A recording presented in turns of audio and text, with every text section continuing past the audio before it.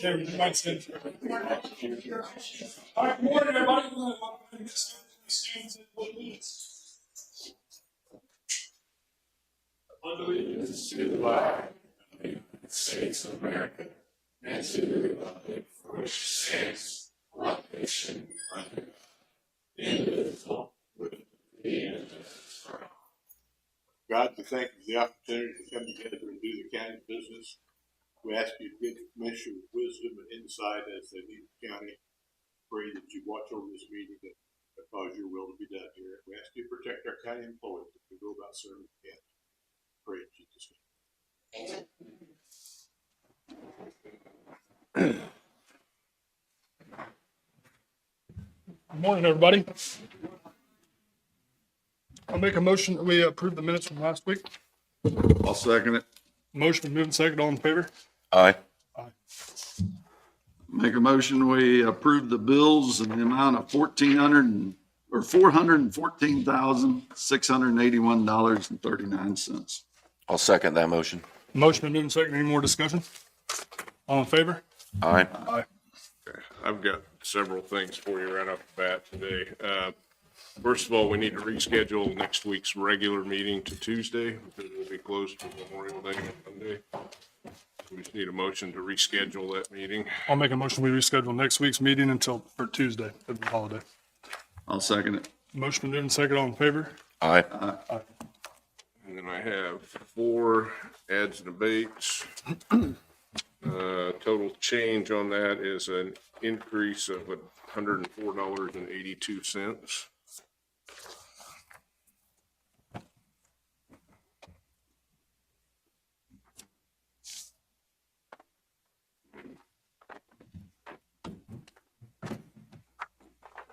I'll make a motion that we approve out and abates number 2022-905, 906, 907, and 908 for a total increase of $104.82. I'll second that motion. Motion been moved and seconded. All in favor? Aye. Aye. All right, and then I have a cereal malt beverage license for Power Stop number 5. This is the gas station up by the Lacine corner. A new company bought that out, so they had to, the people that were running it had a beer license, but a new company's in there, so they had to get one of their own. So if we could approve that, it's license number 2023-04. And upon approval, there's a spot down here for Danny to sign right above where it says chairman. I'll make a motion that we approve the cereal malt, what was it again? Cereal malt beverage license. Cereal malt beverage license 2023-04 for Power Stop number 5. I'll second. Motion been moved and seconded. All in favor? Aye. Aye.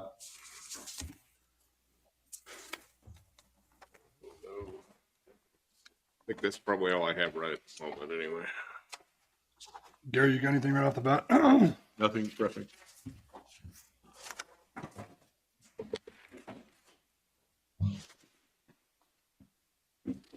Thank you. AMR? Are they here? You here?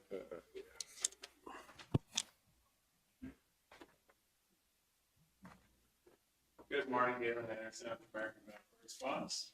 Ambulance transport number for the past 7 days. We did 15 transports, and so far on today we're at 50 transports. So while we've kind of been trending up a little bit busier than what the previous months, and really we have gone up in the city of Pleasanton to get ready for the motorcycle rally standby coming up next month. Anything from the neighbors? No. Nothing? Yeah. Okay. Anything else for me? I don't have anything. Thank you, Galen. Have a good week. You too, thanks. Randy's here. Randy's here somewhere. I think. Randy?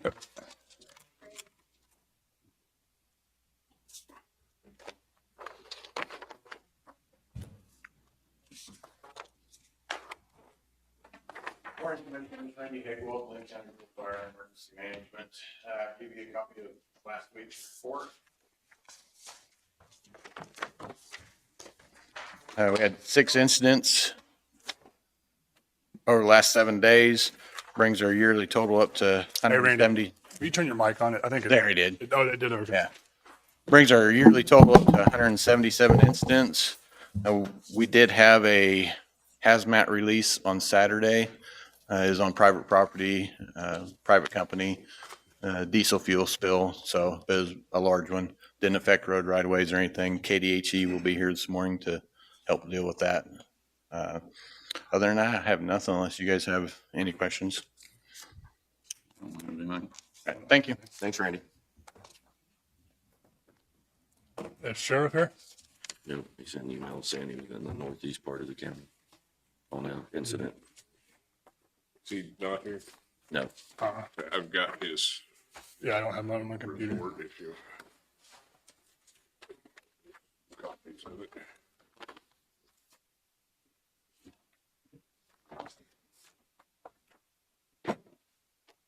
The sheriff's report for this week, or this last week was, or this week, total prisoners in 51, 18 released this past week.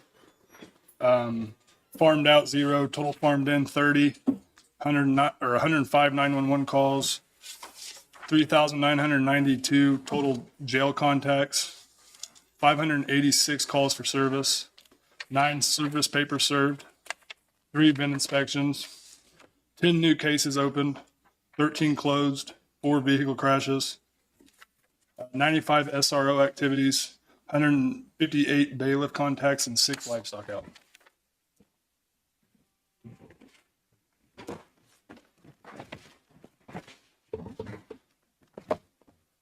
Jessica?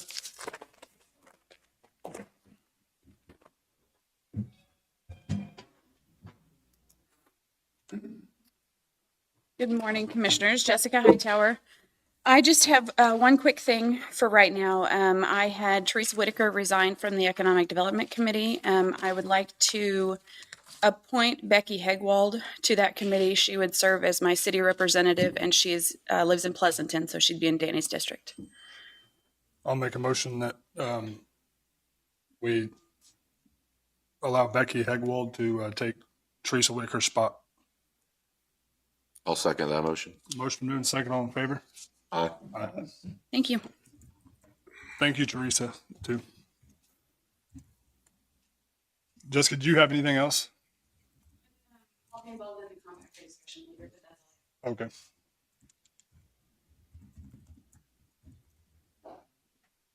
see. You got any other department heads here? Sean. Sean? Sorry, Sean.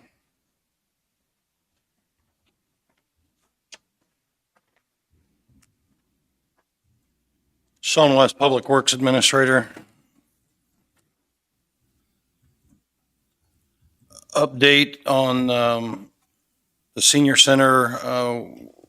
We went over and turned the utilities on in our name, and Johnny's looked at the small bits of grass that used to be gravel around the building. He sprayed them, and then we'll try to recoup the gravel so that there isn't a mowing issue or it doesn't have to be put on that list.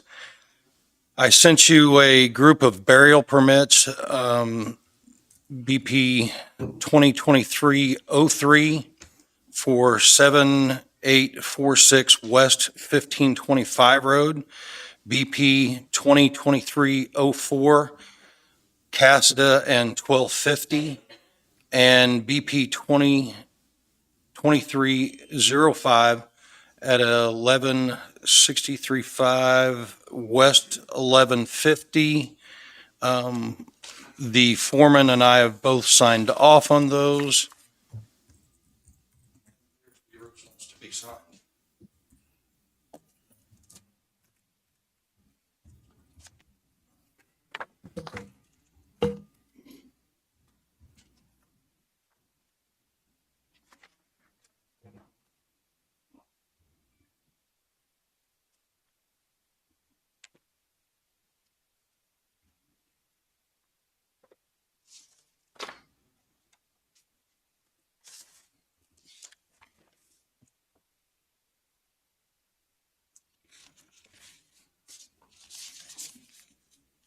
what it is for?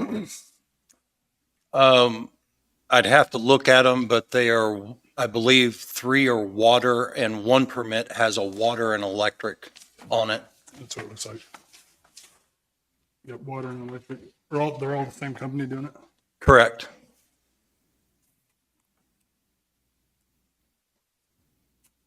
I'll make a motion that we accept, or that we pass the burial permit 2023-03, 04, and 05. Second. Motion moved and second, all in favor? Aye.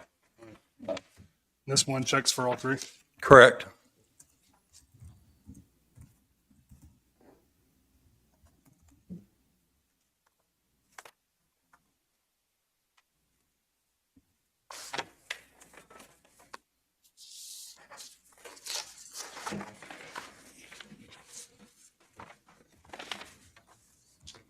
And while you're finishing those up, I also sent you changes and an original on burial permit BP 202302.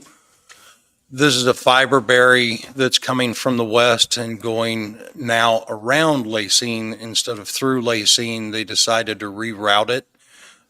This was a rather detailed burial permit with 117 pages. I had Mike look over the changes based on the changes in the original permit. I'm asking for your permission only to add the changes to the permit in the file and approve those changes without reissuing a new permit of any kind.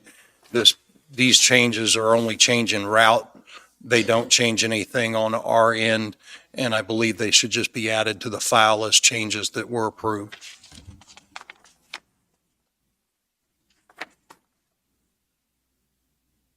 So what exactly do you need from us? Are you bringing us the burial permit, or what? I mean, what do we? I sent it.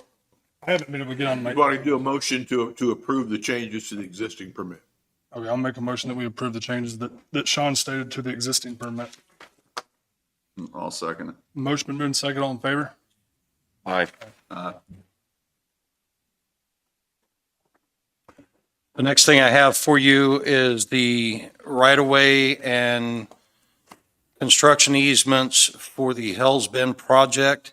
Those have all been completed, need your signature, and then they'll be recorded in the Register of Deeds office. There are some permanent right-of-way easements plus some construction easements. There are a total of 3 different property owners involved. So we've got, I think, a total of 7 documents. Is that right? I believe. So you just need a motion to authorize Danny to sign those construction and permanent easements for the Hell's Bend project. I'll make a motion that we allow Danny to sign the permanent and construction easements for the Hell's Bend project. I'll second it. Motion been moved and second, all in favor? All in Aye. favor? These are the easements that Sean negotiated the purchase of. Is this what we did like last week or 2 weeks ago? We talked about the amounts, and now we've actually got them on paper, so.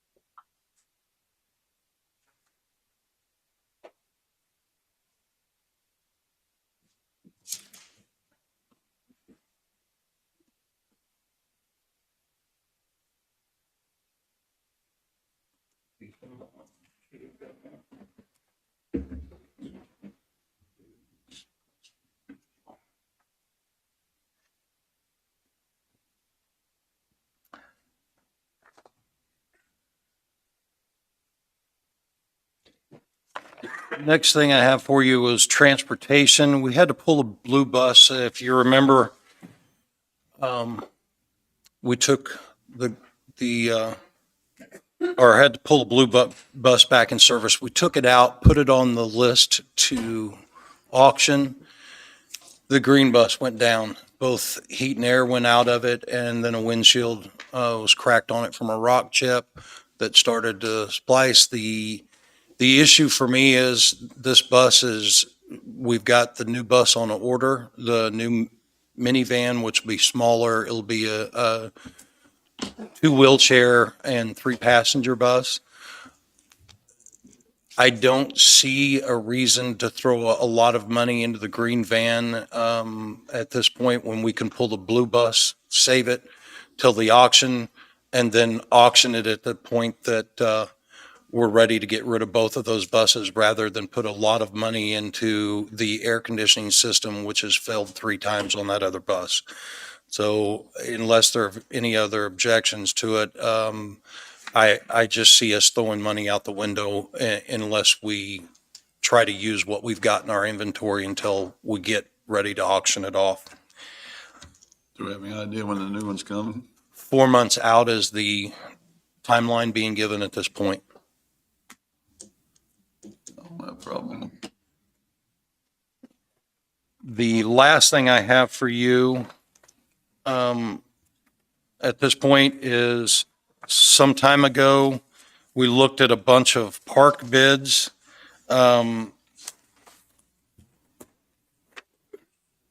We had 2 bids on the park house, and I can't tell you what the other bid was. I put my notes for Midwestern Construction, which is the bid that I would like you to approve. I met with David and we talked about several different things as far as opportunities to fund this project, but the park house, we're losing rent on it each month that it sits. We've got the estimates. I think we've got the funding mechanism to provide for it through windfall and contingency. I would like to approve a bid and get that back rented and before the repairs get more and more on an unoccupied building. The bid was for $163,570. And as I said, it would come out of windfall and contingency at this point. What are we gonna rent the house at? What are we gonna rent the house at? What's the rental rate? Once we get it done, we'll have to determine that, but I think the rental rate is going to fall somewhere near 1,200. At one time, you were talking about using it as a, At one time, we discussed the possibility of only doing weekend rentals, which would bring that up, but would also bring up the need for cleaning services and other things. But once we get the repairs done, one of those 2 avenues, depending on what we bring back to you, would be our choice. If we did do a month-to-month rent, again, there would be differences from what we had in the past, obviously. So what about the swimming in the lagoons? Do we have any price? The lagoons, the sludge testing is happening within the next 2 weeks. I'll go out with the gentleman from the state that'll look at the sludge levels. Once we have those levels back, then I'll start working on finishing that and the recommendations for it and finding the funding mechanism. The swimming, I am looking at grant opportunities with the help of Sherry and Jessica, because this isn't a long-term engineering project that we have to get approved by Wildlife and Parks and Evergy. So the first part is trying to find the funding mechanism for the engineering. And because this is going to be a longer project, I believe we have the opportunity to wait long enough to put in for grant money and not fund this completely by the county. Me personally, I'm not a huge fan of spending $163,000 on a rental house. I don't know how you guys feel about it. I think we need to do a little bit of more study to see when I just feel like we have a lot of, pay on the investment. What's the house worth? gonna be worth after completion? Do we have an idea on that, or? I never had any appraisals. I can't have appraisal until it's completed. We don't actually own the ground it's sitting on, right? That is correct. That is leased property. What's the square footage of the building, you know, I do not have those numbers in front of me. the 3-bedroom house, I recall? I believe so. So we still have the park house to renovate, or, yeah, the senior center, maybe the jail, the district courts building. What else? The courthouse. Yeah. It's just not, it's not top of my list right now, Sean. I mean, It seems like a large amount of money. What would it cost to demo it? If you have questions, if you want square footages, if you want estimates, if you want demolitions cost, if you'll give me those things, I'll bring those back for you for your considerations. But I'm going to have to know what you need to make the decision. You're going to have to tell me what items I need to bring you so that I can get that out to you.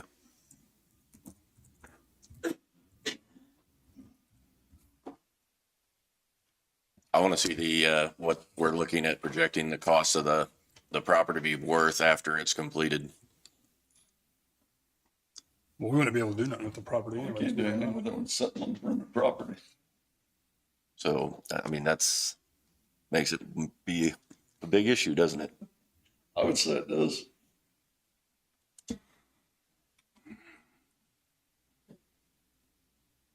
We'll just work with you. There's a lot of unanswered questions. I mean, as of right now, I'm not for it, but I mean, I'd like to talk to you, outside of a meeting, maybe go look at it. 'Cause I've pulled up in the driveway, but I never looked at it inside, so. Do you want me to go ahead and get statistics, square footage, the demolition cost? Obviously, I can't bring you a demolition bid unless I go out to bid on it, but I can get you an estimate on it, and the recovery of the ground. I do, yeah. Okay. I'll work on those items.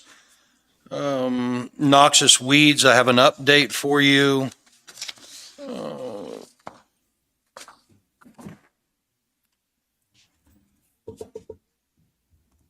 Johnny and Carl attended the Four State Farm Show. It was the first time attending, and shadowed some of the other directors in order to pass out, provide information, and hear things about other issues across the state. And our chemical order, our first chemical order, including the items needed for bare ground, have been in this last week. They sprayed at Kreitzer Lake, Pleasanton Fire Department, Pleasanton Road Shop, the new senior center, and next week they'll be taking care of weed growth at the Lacing Shop and fire station. They'll continue roadside and bare ground spraying, and work with folks on the cost share program as those items and those people arrive. Next week, I'll bring you the numbers on what we've spent so far in the cost share program. Do you have any questions for me? I do. What's the next plan for the senior center? I mean, we've closed on it, correct? We've done all that. What, Closed on it, the utilities are in our name now. have you Correct. been in contact with Randy about, do we need to walk through it again and do like Someone's going to have to provide some type of construction model for it that I'm going to have to work with Randy on, because as you remember, I wasn't there during the walk around. I was out of town. So I don't have a list of the items that are going to have to be renoed. And then I walked through it. I'd like to talk about the usage of all the space and whether all of it's going to have to be renovated. It seems that there's some large back areas that may need less renovation that could be used, not necessarily as a meeting or kitchen area, but more as storage. So I'd like to get the scope of the project before I get involved, because I do not know what we I don't want to think we do really there. had the scope. We just kind of walked through it and got an idea of what they wanted, but ultimately, I'm trying to do it he gave us a $12,000 renovation price. Is that what it was, estimate? $12,000. If I could even if you and I could set a time to walk through and you could brief me or catch me up because I was not at that walkthrough, then I could kind of get the scope with Randy and start working on that. But I'm going to have to be caught up. Can we get that? You want to do that this week? Sure, I've got some time later this week. I'll just talk to you after this. We'll get it figured out. Anything else for me? I don't have, thank you. I don't. Thank you, Sean. Thank you. Do we have any other department heads here that want to speak? Oh, Burton.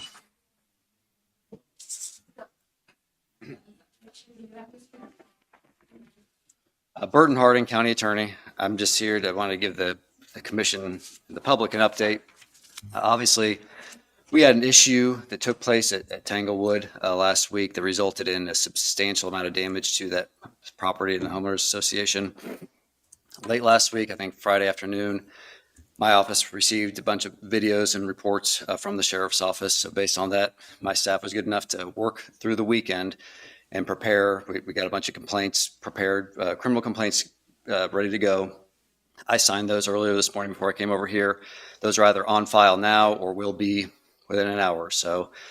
So I just want you and everyone to know that we take that very seriously and we've taken action, and that there are complaints, again, either already on file or will be in the near future. In addition, there were several cases of criminal damage to property that had taken place before last week that we were kind of hung up on as a civil case was pending. We dismissed those because we didn't want to lose those cases due to speedy trial issues. However, at this point, in light of what's happened, we are refiling all those again today or tomorrow. I'm not sure what the volume of that is, but there's at least a good amount of those that are going to be refiled. So again, the main thing I just want you and everyone to know that, again, we take this very seriously. We are going to take this seriously. We're going to be prosecuting this. The complaints have been signed and are being filed as we speak. And we look to start getting court dates on that this week. Have any questions for me about any of that? I don't have any. Stick around. Sure.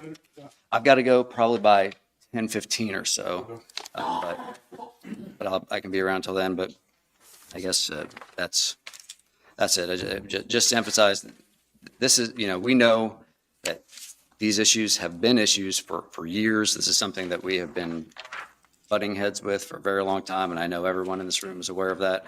And this is something that we're anxious to do something about and get to the bottom of. So Okay. all right, I'll wait. All right, thanks. Amanda? I don't think so.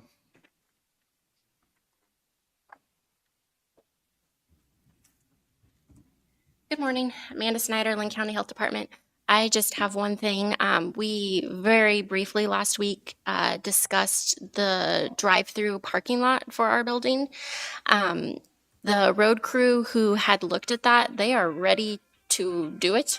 They have some free time in the next week or two, and so they were asking if they could get started, and I said that I really needed to get a final approval from you guys before we did anything.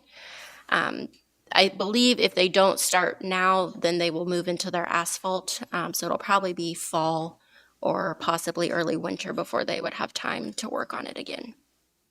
So just a reminder, it's an additional gravel parking lot on the west side of our building, which would be the back side of our building, along with a drive-through. So our awning could be better accessed when people pull up for testing or for immunizations. And this You have would, money in your budget to do this, right? yes, it would all come out of our IAP grant, which is vaccine access. Okay. The only other question I would have, Todd gave me a quote for what the material would cost. Do you want us to pay for salary and benefits for those people working on the project out of that grant as well? I think that would be good. I do too. This is the funds that were being talked about doing the sign, right? Is that the same thing? Same grant, different portion, yes. You guys are okay with it? I'm good with it. Okay. you probably ought to have a motion to authorize them to move forward with that purchase or with that construction and to authorize billing the county for both material and manpower. I'll make a motion that we allow the health department to go on with their construction of the parking lot, reimbursing the county for manpower and materials through their grants. I'll second. Motion moved and seconded. How long will it take to do it? He told me 2 to 3 days. I know there's some dirt work involved first, because we have some spots that hold water back there. But they didn't think more than a few days to get it completed. All in favor? Aye. Aye. Okay, Thank you, Amanda. that's all I have, unless you have anything for me. How's everything going at your department? Good. Rolling right ahead. Anything big happening this week? This week, we are promoting, May is Skin Cancer Awareness Month. So we have a lady who's coming in to offer spray tans to the public, and information about how what's in the spray tans and just the benefit of doing that as opposed to being outside in the sun or in a tanning bed. So She's giving the public spray tans? yep, it's an alternative to. Might come get one. Hey, let me know. We just gotta mark you down. Nope, that's it for this week. Thank you, guys. Thank you, Amanda. All right. I think Janet's gonna be over in a few minutes. She had a quick executive session issue today, but she was just emailing me, so thanks. All right, we have about 15 minutes. Gary, what do you got? I do have a couple executive session issues. Probably we could handle in 15 minutes if you want. Well, I'll make a motion. We go to executive session for 15 minutes for, is it legal? Yes. Gary? I'll second it. Motion been moved and seconded. All in favor? Aye. Aye.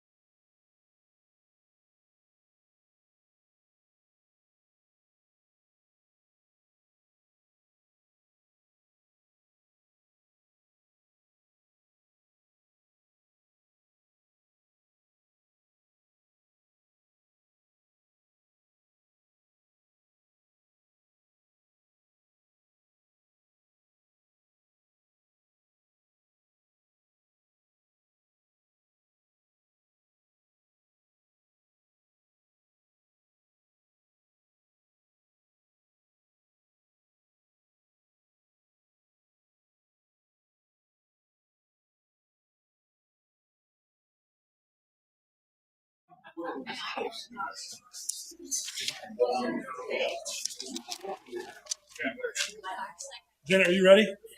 You ready? Okay. All right, we had no action and we got to go back in for Janet. How long do you need?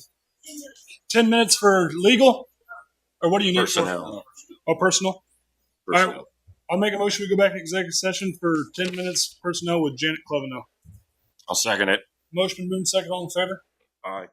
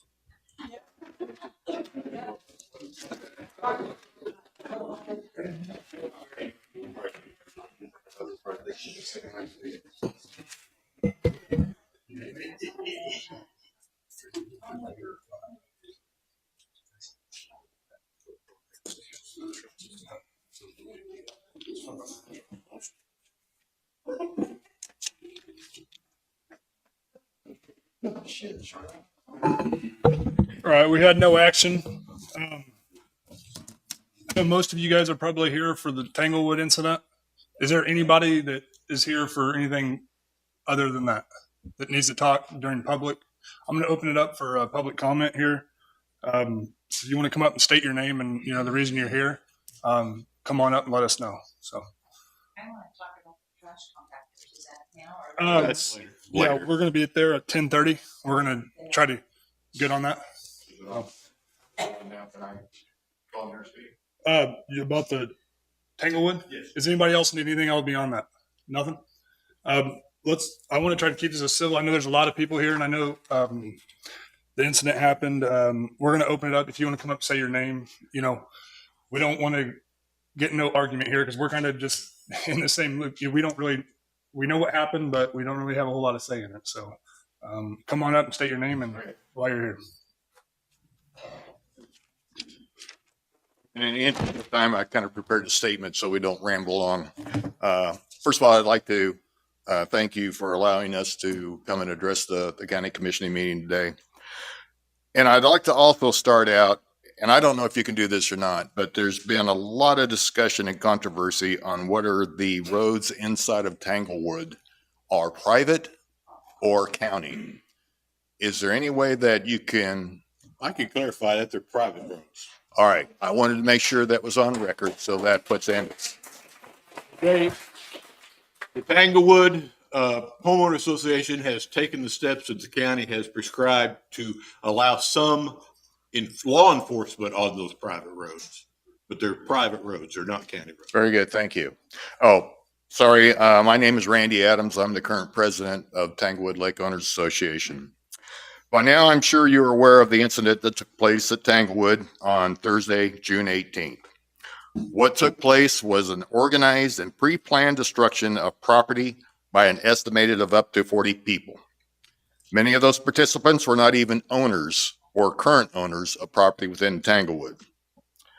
This event was far more destructive than weekly, if not daily, vandalism that has occurred over the past several years by mostly the same few people.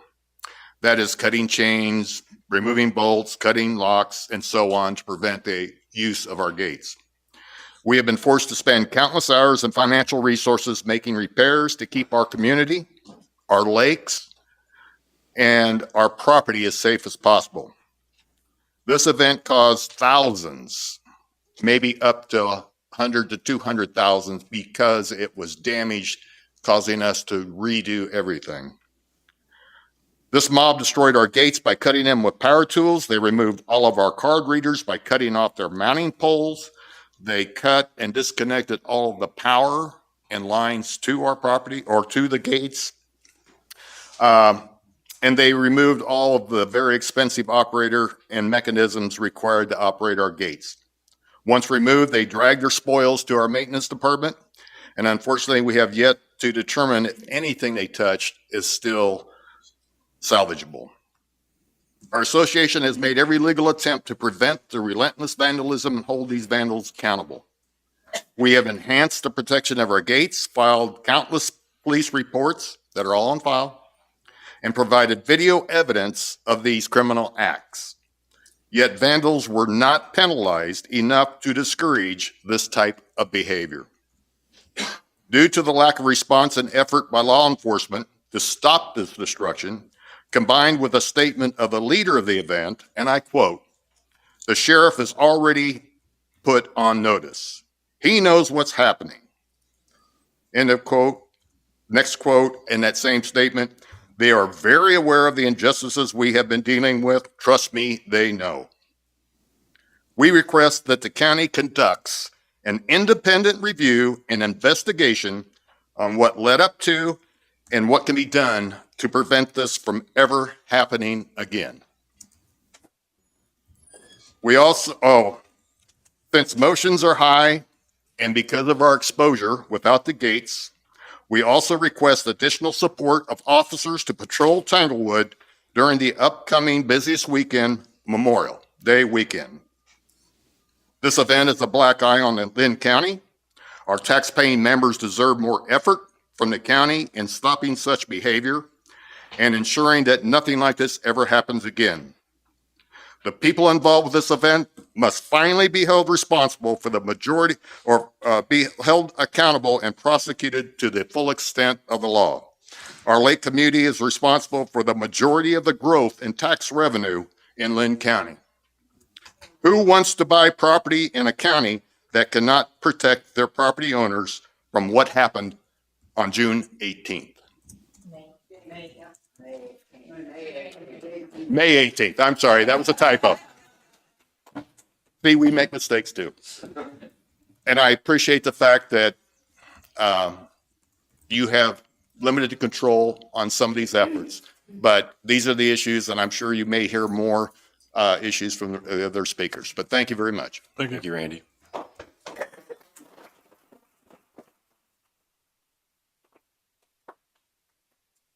Yep. State your name, please.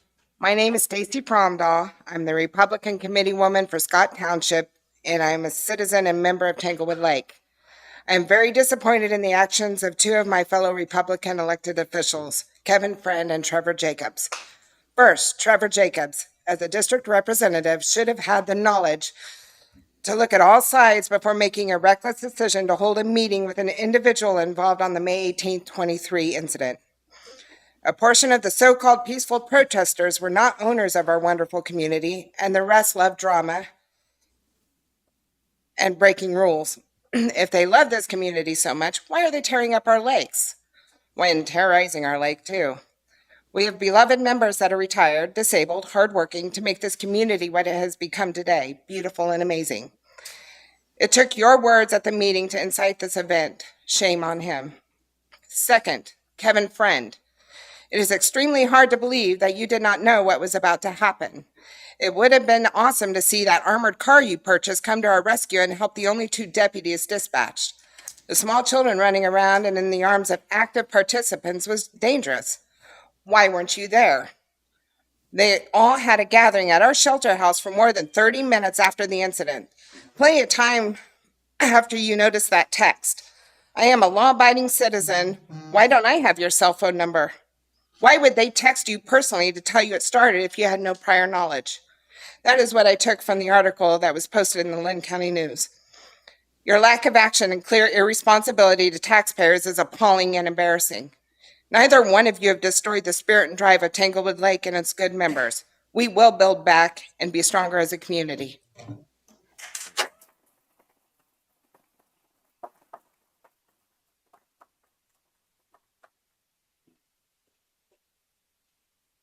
Good morning. My name is Tate West. I'm a resident of this county, resident of Tanglewood Lakes, retired military and retired law enforcement. I understand and don't expect a decision from anyone today, but I'm going to offer some suggestions. This has been going on for a number of years and allowed to fester to a point that it got the other day. It has been my hope, and I've expressed this to about every elected official I've ever talked to, that no one ever be injured, that property not be damaged, and that we resolve this through the court system, which we have attempted to do for a number of years. Here we are today. I believe that the county should ask for an independent investigation in the situation leading up to and what occurred that day. Who knew what, who knew when, and what did they do to fulfill their obligation to the people of this county? I also would suggest that the district attorney's office, who's now inundated, be assigned an investigator to thoroughly complete this investigation and make sure that these individual cases are ready to go to court. The other option for our community is, I believe, if I've done my math correctly, 100 plus 2% is a grand jury. I hope that that's not required. I would hope that we as citizens here take it upon ourselves to find out what happened and make sure it never happens again. When I say that I don't want anyone hurt doing this, I have taken it upon myself in the last several years to be the victim of a crime of an individual who threatened to shoot me and a judge, another individual who fired a gun over the top of my head, yet another one who pulled a ball bat on me, and more than one who showed up at my house offering to solve it physically. These are the things that these people are afraid of and have been afraid of for years, that stop the growth in this community and stop them from investing in that. And right or wrong, I've taken it upon myself to be the barrier between them and those individuals. In October, I had already made this announcement. In October, I will no longer be on the board of Tanglewood Lakes.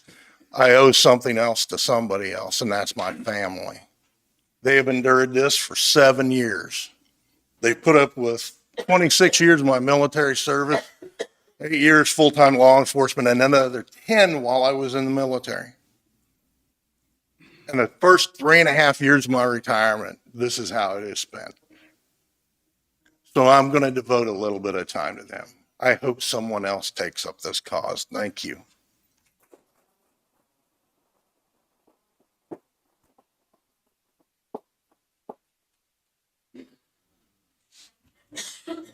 Good morning. As Randy had said, I want to thank you for giving us the opportunity to come in and talk to you today. My name's Alan Langford. I'm a homeowner at Tanglewood Lake. I'm here this morning to ask you a few simple questions surrounding the incident that took place recently at Tanglewood Lake. What I ask you is very simple. Is this the Linn County you envision?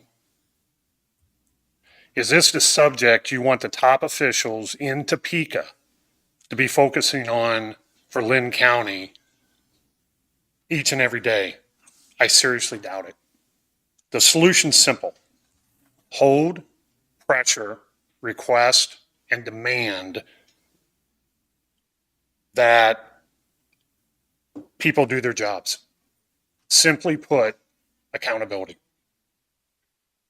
One simple word could have prevented most of these recent actions from ever happening. So I challenge each and every one of you in the upcoming days and weeks to come and in the end simply demand accountability. Thank you.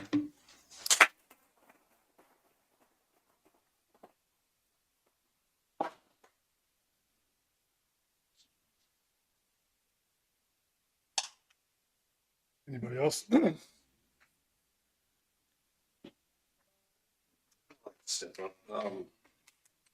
My name's Jeff Harlan. I am a Tanglewood resident, and I thank you, gentlemen. I've been in your shoes at the City of Peculiar. I was on the Boulder Alderman, take shots, we take pot shots from residents and everything. But I was up there Thursday, and I was at the lake house cutting grass, doing my normal thing, trying to have a nice neighborhood, and what I heard, about 5:30, 6 o'clock, I heard something on the road, and I go, who in the hell's grading that this time of night or time of day, grading the roads? No, it wasn't grading the roads. They were hauling our gates that they cut up through our neighborhood. What kind of thing is that, And my point is, we're Tanglewood, and I think a lot of people look at it as Tanglehood, and that is a bunch of bull crap. Because we got good residents that live up there. I'm new to the area. I've only been up there 3 years. The reason I bought there was my dream was to have a house on the lake, have my grandkids up there, all this good stuff, for the family. And now we have to worry about certain individuals that go on their own and act out on their own because they can't afford the dues. They can't, they break the rules. That's bullcrap, put it in a nice way. And I know you gentlemen got a big job to do, but I've noticed today that as soon as we start talking about it, the county gentleman, he's got an appointment at 10:15. He just leaves. What's that? Don't want to face the fire? That's not right. How he's going to represent us? And where's the sheriff? Where's the sheriff at? Can't face the fire either? I mean, that is sad. And I just want to make a point about that for you guys that I'm getting to know. And we've got a great community. Everybody I've met have been very friendly. We take care of each other. We watch out for each other. And I just want to make a phrase. We are not Tanglewood. We are a part of Linn County, and we need to be taken care of. That's all I got to say.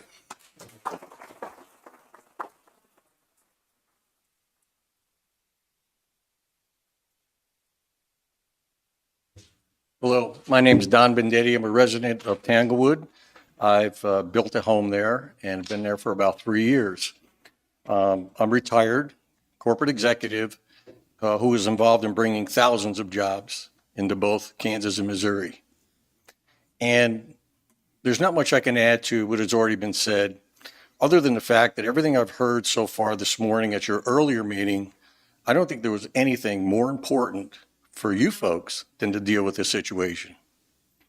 I've heard about fixing houses and rebuilding this and fixing that. But we're talking now about the safety of people. And it's a threat that we know exactly who's causing it. And I just don't think it's that difficult for you to put a full court press on everyone you know to fix this once and for all. Thank you. Thank you, Don.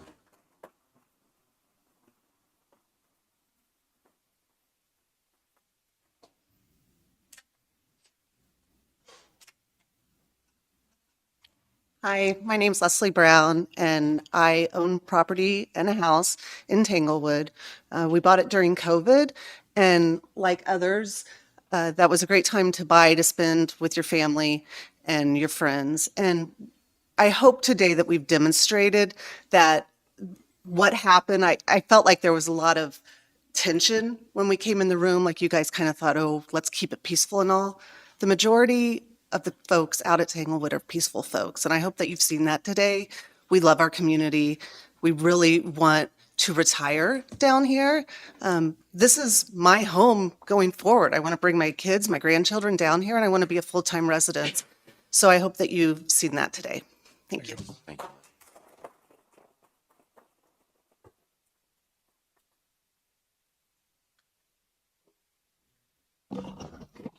Sorry, short person joke. Hi, I'm Heather Brecht. I also own property at Tanglewood Lake. I'm very proud to be a part of the community. I would like to ask the people here, is there anyone here who has disagreed with anything anyone who has gotten up and spoke had to say? Is it fair to say that we are a united, peaceful community that wants to take action according to the law? Yes. And we are united, and thank you guys for showing up. I've never been so proud to be a part of this community.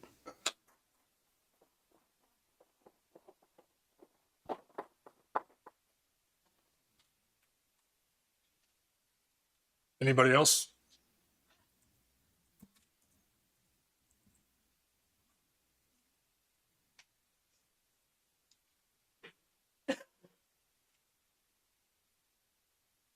My name's Kathy Thompson. I'm also a homeowner and lake owner. And I was very disappointed with the sheriff's office response. I think it sets a very clear precedent. You can do whatever you want. We're just going to watch and video it, and you can get away with it. That whole damage could have easily been stopped. I know they were afraid that people might have had guns, but they don't know that I'm aware of. So that's a pretty big precedent to set. Come do whatever you want at Tanglewood. Nobody's going to stop you. As was mentioned, there are a lot of people that pay a lot of property taxes here. My husband was a real estate agent. He worked very hard to increase the values at Tanglewood. Guess what? If this continues, those properties are going to come down in value, and y'all are going to have less money because they aren't going to sell for what they used to. And the Tanglewood rep that we used to have that we no longer do will come back. So this needs to get fixed. Thank you.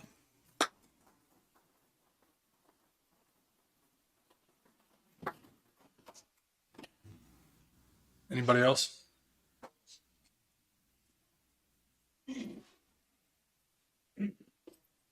My name's Rusty Russell, and I do own property at Tanglewood Lake. And with everything you've heard today, out of each and every one of you, what is your opinion at this point? And do we have your word and honesty that you will pursue these people at the full extent of the law without cowering down and allowing them to do what they're doing? Does any of these members have a comment on how you feel right now? Well, like I said, we're just kind of getting to learn what the situation was. I mean, we're not allowed to talk outside the meeting. So, and all I've seen is press releases, what happened on Thursday or Friday, whenever it was. So I appreciate you all coming in and letting us know your guys' side of things. Only thing I know is what was released in the press release I sent to one of your board members. That's about all I know right now. So, I mean, I'll be looking into it and asking questions and trying At to this figure out. point, do we have your full-fledged commitment? I appreciate every single one of you investing in Linn County. Whenever I was a kid, not too long ago, I was out at Tanglewood Tanglewood, and I said, and you know, I used to hear it called Tanglewood, like he had stated. You know, that's what all his teenagers called it. You know, we used to try to sneak in there and stuff. But I know it's came a long way since whenever I was a kid. So I appreciate everything you guys have done. I know it's getting cleaned up, and I just really appreciate it. So. But do we have your commitment? I'm going to do everything I can to help you out. All right, thank you, sir.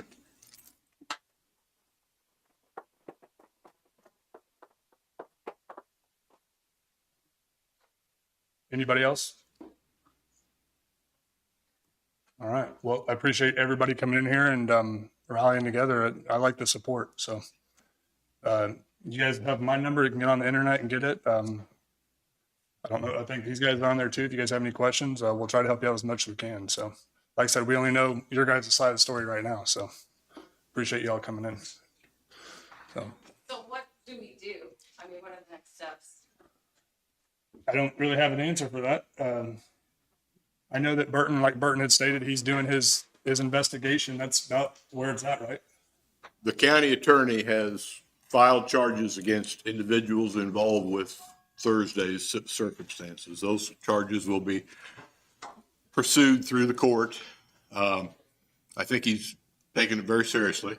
I think he also said he was going to refile some of the earlier things that have been dropped because of the civil lawsuit. I don't know where you are in your civil lawsuit, but that's something that needs to be pushed, I would say.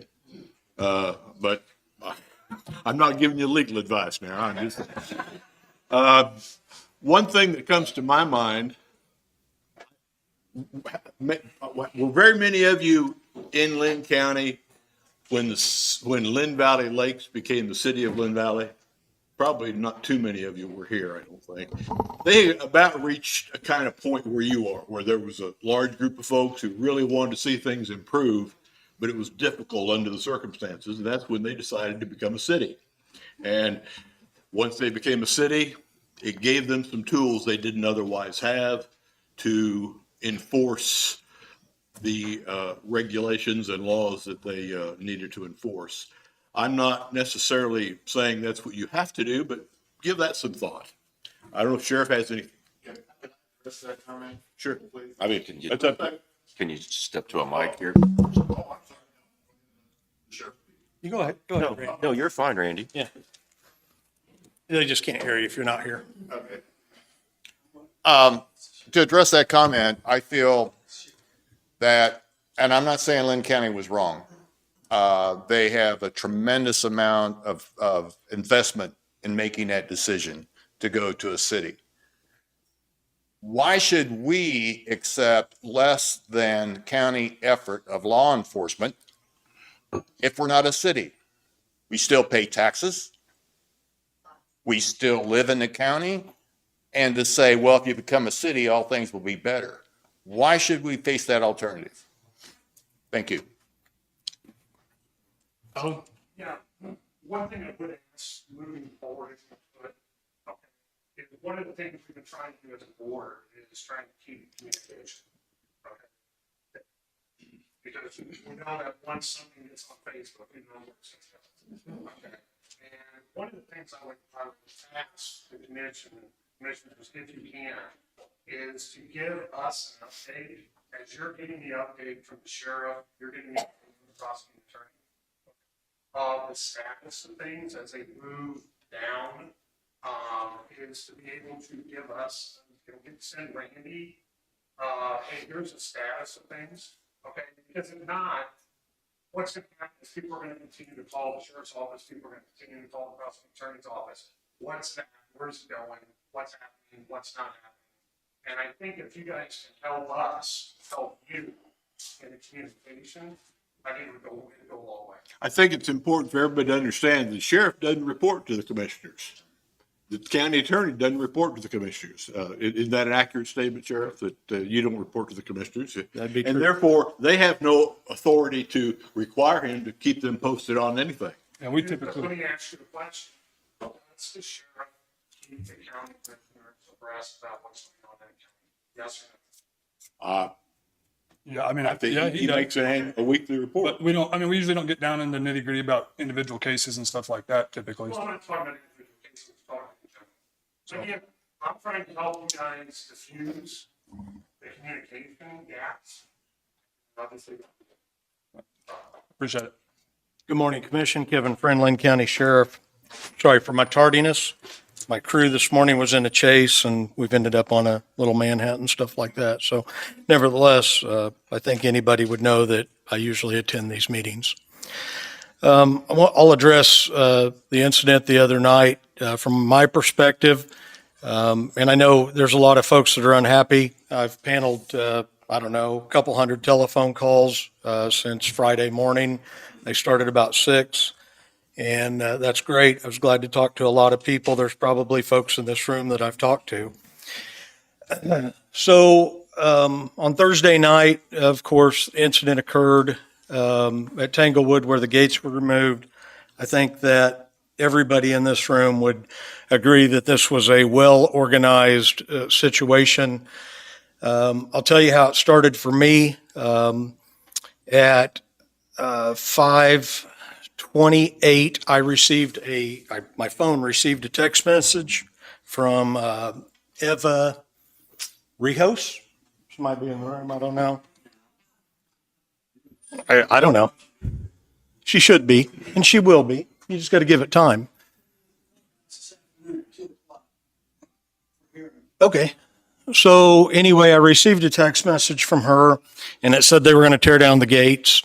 And this is a group of individuals who have been involved in this activity for the past 3.5, 4 years that I know of. I can tell you, and I'm going to kind of do some sidebars here, so bear with me. January of 2020, I sat down with the Linn County prosecutor. We had a meeting. I took him 37 cases of gate damage at Tanglewood. I asked for prosecution. Those cases it was his first month in office, Burton's first month. So those cases had been pending for months, and we'd had no reaction to them. So we took those to him. I believe it was his first day that he came into office. Some of those maybe were prosecuted, I don't know. You got to understand, once the case is given to the prosecutor, it's his case. It's not mine anymore. So that occurred. Then I met with Randy Adams, Eva Rijos, Bobby Johnson, myself, and the prosecutor. And we all sat down and we tried to negotiate the situation because it was so far out of hand. It was ridiculous. What was occurring? Randy, that was winter, early winter or spring of 2000, fair? It was shortly after I'd sat down with the prosecutor and spread 37 cases out on his table and said, we got to do something. And my words to him, he reminded me of them the other night when I was coming to Tanglewood, was if we don't do something, we're going to have a riot up there. And he didn't laugh about it. I don't want you to take it wrong. He said, you were right. We're there. I said, yeah, if we don't have bloodshed tonight, we're going to be lucky. So anyway, we sat down with Eva Rajos, I don't know how to say her last name. And we had communications and we tried to negotiate and those negotiations failed. Fair? Come take the mic with me, Randy. No. Because if the people can't hear you, we'll hear complaints later. This has been some time ago, and I do remember us sitting down together. My recollection was the part of that discussion, or the center of that discussion, was not about gate damage. It was about we had filed foreclosure against Eva Riojas. That's right. Okay? I do recall that. That was the center of it. And you were trying to negotiate come to terms so that she did not lose her property. And in fact, went so far as to present a payment system. That which is true. I took to the board. They rejected because of the continuing issues that we had. But if you'll with that. recall, we were in the prosecutor's office because of other criminal types of charges that were. Well, I don't know what you were there for before, but my recall is that the center of that conversation was about her foreclosure suit. And I'm sure that's correct. Okay. So we attempted negotiations because this problem is out of hand. It's ridiculous. And there are people in the room who would believe, because I've heard it, that I have prior knowledge to the gates being torn down, and that is not true. What happened was she did text my phone. I was out mowing. My wife brought me my phone at 6:22 because dispatch was trying to call me to tell me about an incident that was occurring at Tanglewood. I went back in my house. I put my uniform on. I get in my Tahoe. I go to Tanglewood. I live just south of Pleasanton, so I haven't even breached past Pleasanton yet. And I'm reading the text message on my phone that she had sent me. I immediately called the prosecutor and I said, Burton, I need you to know about this text message that I received. And he said, please preserve that for me for evidence. I said, I absolutely will. That was when I found out that they were tearing down the gates, other than the telephone call saying the gates are torn down. The first call came from a resident at 6:05 p.m.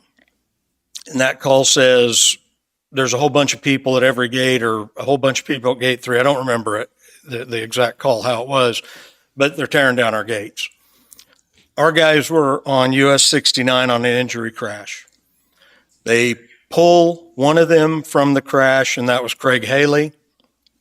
And when I'm on my way, I told him to call a second unit who had just got home an hour and 10 minutes ago at that point, or 20 minutes ago, and have them respond to. That was Rob Maloney. Our guys get there at 6:27, and the gates are already cut away. The damage is it's done. The kiosk, or the card swipe thing, I don't know what you guys call them, they're gone. The gates are cut, and they're dragging the gates. The only thing that was still going on at that point, I think, was at gate 3. They were cutting up a gate to put in a pickup truck. That's what my guys were reporting to me. So the incident was done. All the damage was done. All that's left for us to do is to identify the people who are involved and take those charges to the prosecutor. And that's what we're doing. On Friday, at 1:20 in the afternoon, we sent 13 individuals with 26 felonies and 13 other misdemeanors to the prosecutor with video reports, statements, and stuff like that. So the fact is that we're dealing with the situation, but what you have to know, another sidebar, is a little bit of backstory. So some time ago, Burton could tell you better, Burton Harding, our county attorney, he could tell you better. Our judge made a ruling that she would no longer hear damage to gate reports until some civil case is gone through. Randy, do you know about that? Okay. So when we say there are no consequences, that's not necessarily true, but we have a judge who has said there are no consequences. I have a prosecutor who hasn't prosecuted. Law enforcement is only as good as what occurs after the fact. We can throw your ass in jail and you can sit there and get released in 48 hours, or we can present the whole case and hope for the warrant where that doesn't occur. We have options. Tate West, you know these options. I don't know where you're at. Felony in the presence of a law enforcement officer is an arrestable offense. It says we may arrest them.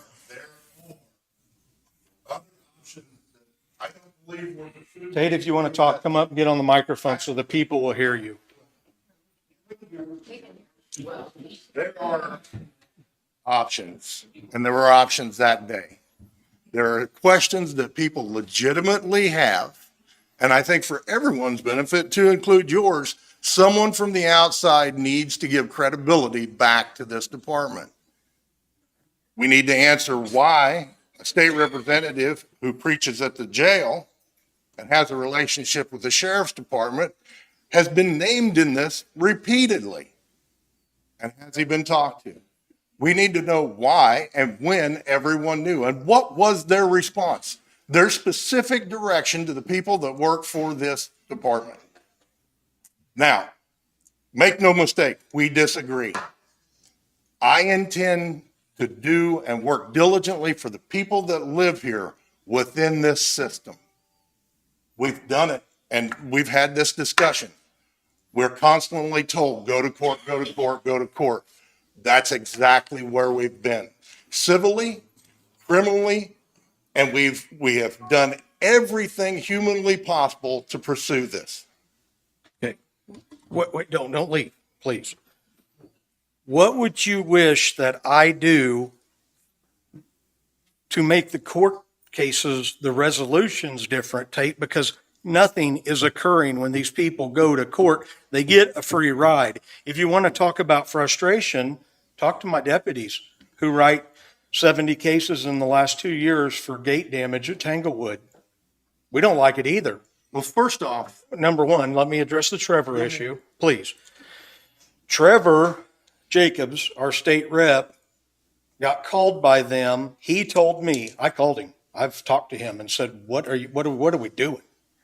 He went out there Sunday and rode around with them, and they had a visit. Now, I do not know the content of their conversation, but what I do know is what Trevor told me.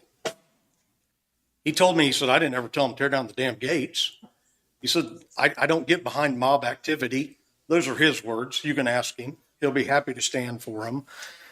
But I said, well, Trevor, what was the purpose? And he said, they called me because they had also called Jake LaTurner, and Jake LaTurner had contacted the Kansas Attorney General, and the Kansas Attorney General was starting some sort of investigation. I don't know what. That's what Trevor told me. I didn't inquire of that. It wasn't my business. So they were going to start some sort of investigation and try to bring answers to the people who would eventually tear down the gates. So that's what I know.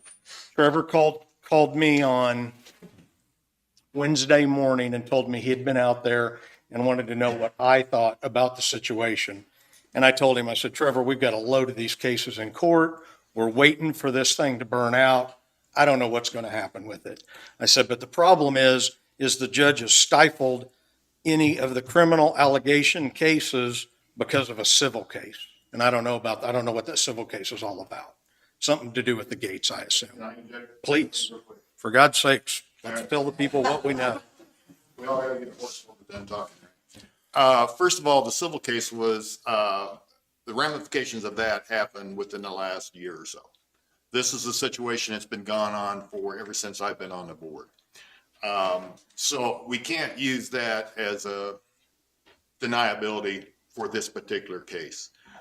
And I I am calling out the previous district attorney for not completing what I consider to be his responsibility and not prosecuting all of the cases that are on file that were filed well beyond Judge Purvis taking over that position. Do you agree? I would call out every county attorney. I mean, if you guys are going to sit here and roast me, I'm more than happy to call them out, the judge as well, because people aren't doing what they should be doing. I can tell you that we have filed 70 gate damage cases, and I don't remember the date. It could have been 18 months. It could have been 2 years. I pulled that data the other day. 70 of those, and it still occurs all the time because the people who would damage the gates aren't in jail or aren't somewhere or haven't had enough consequences to divert their actions. Exactly. Exactly. I would stand here in agreement with you on all of that. And I also want to point out that when the deputies have occurred at several instances, in my opinion, they did the bare minimum. We've had people run into our gates. Nobody checked to see whether they were driving a legal vehicle insured. Nobody checked to see whether they were under the influence. They came out, they did the report as required, and that was pretty much it. These are the kind of issues that cause a lot of mistrust in how the sheriff's department is treating our community because it's Don't get red-assed. Oh, I'm Let's address these things. Okay. If they're driving around in Tanglewood, they don't have to have insurance or a driver's license or registration on their car. But if they cause damage or if they are doing things that they're not supposed to be doing that are illegal, which obviously is why you were called out, why don't you check those issues too, so there is more reason for consequences? Because we can't prosecute those issues. You can certainly charge them. How? Write it in your report that I can't charge. Tanglewood's like a big meadow in Linn County. If a farmer's out driving around his meadow in his farm truck and he doesn't have insurance or tags or a driver's license, it's not my concern. Oh, but sir, a year ago, we stood in here and confirmed that you do have the right to enforce traffic violations in our community. That is per true. the county agreement. That is true. So But tell me why you can't. don't get red-assed. You're I'm getting not. mad. I'm Yes, asking you are. Yes, you are. I see it in your face, Randy. I know when you're pissed. Everybody does. Okay, so just hang on. Okay. Our prosecutor don't prosecute those things in Tanglewood. I can't have my guys out there burning paper up all night long for stuff that'll never be prosecuted. You can't say it will never be prosecuted. Show me the first citation that was written. Hang on. Everyone I talk to tells me we're not supposed to do this. And that direction comes from the top. And you'll tell me if I'm right or wrong on this. During this discussion that's evolved over the course of years, we've asked for the sheriff's department to enforce traffic.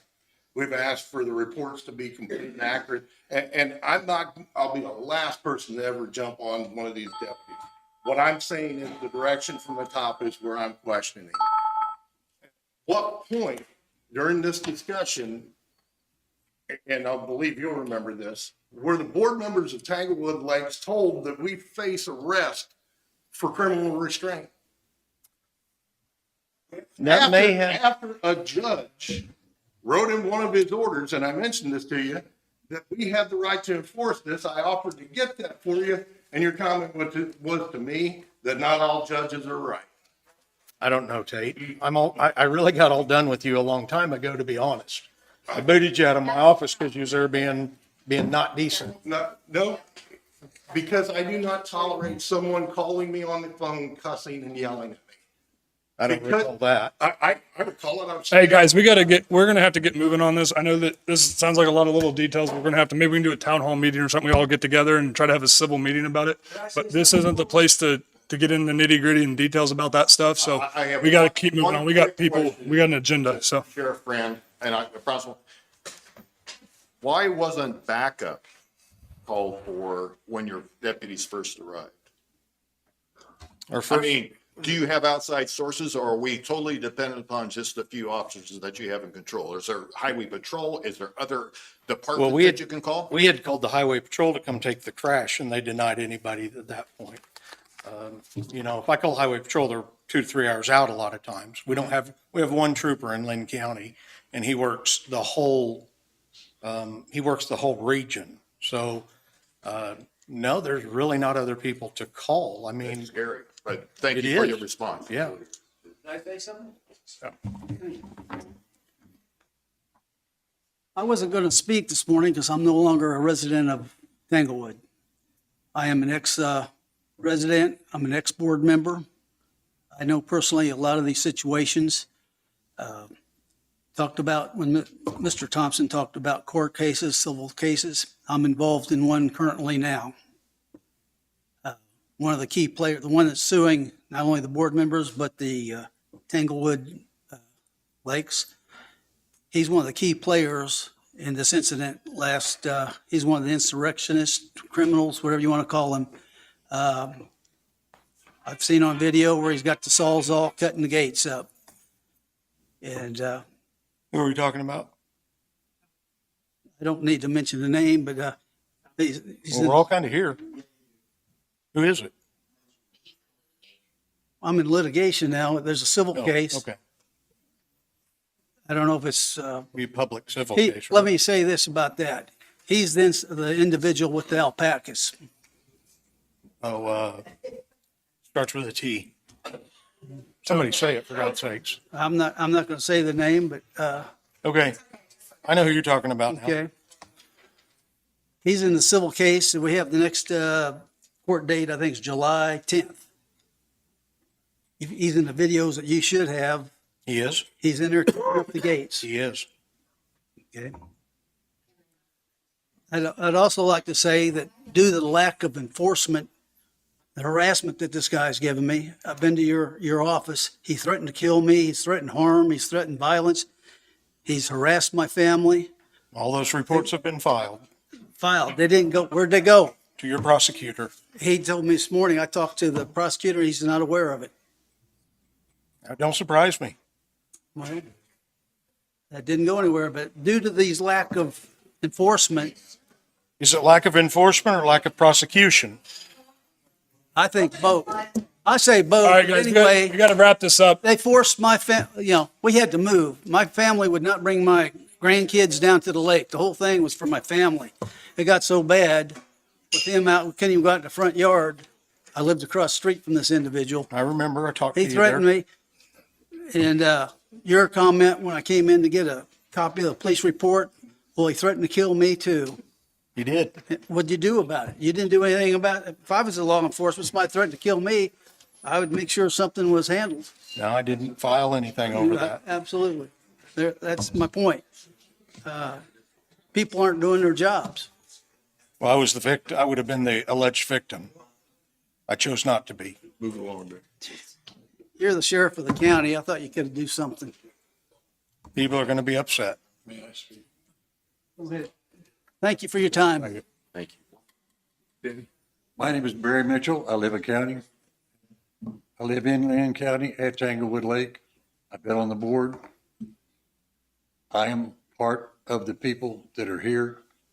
When you were talking to Randy Adams, you said, "Don't get pissed, Randy. Don't get pissed. I can tell." He does all the time. Sir, let me tell you, you got a whole room full of people here that are pissed. And I showed up.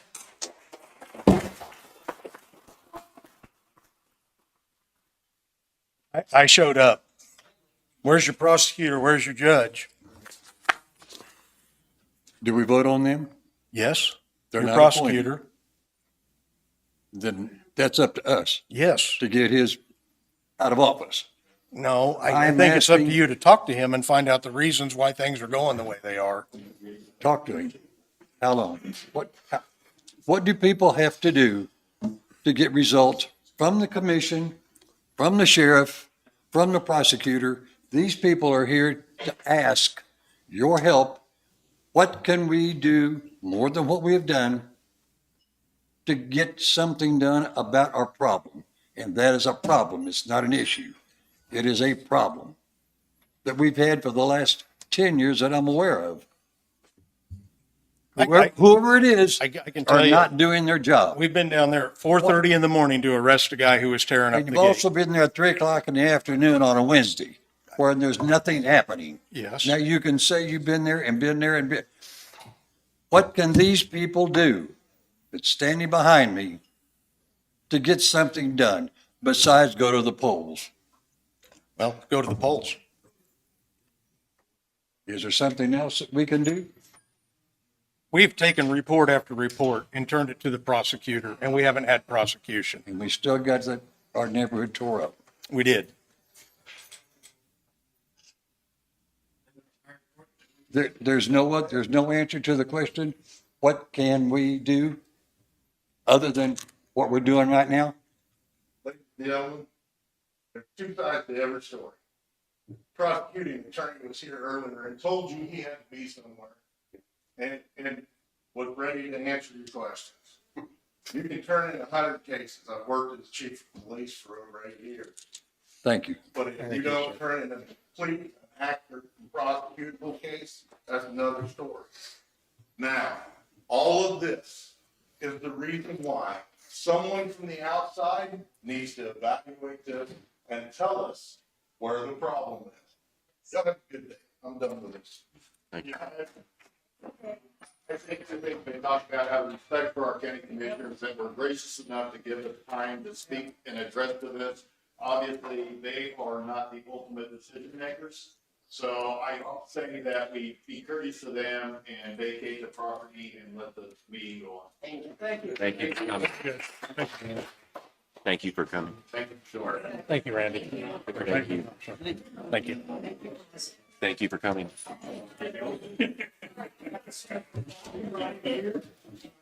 Thanks for all you do, okay? Thank you. I appreciate when I see you drive. Thank you, ma'am. It's something we You're right. There's things can be done all. Bottom line. I got on the board in 2007. This girl boss, been dealing with her since 2007. She's always been an instigator. And I agree with you. I mean, I've been here since 19. There's probably things you could do different too, but I mean, the bottom line is, we don't have a judge that prosecutes, it's gonna prosecute their deeds. Because that's what they say out there. And don't worry, the sheriff's department's not gonna, it's not gonna prosecute. I'm literally a block from your office. I go eat at that bar right there next to you. I'm like, I'm gonna go there and get that completed. The big tall one, 17 main, yeah, the one with the, yep. I've been in the basement of that for a few weeks. Yeah, it's a little dungeon. Yeah, it's doing a lot of patching, so I'll just make my way over to the building and I'll get a hold of it. Hey, thanks for coming in. Do you have any,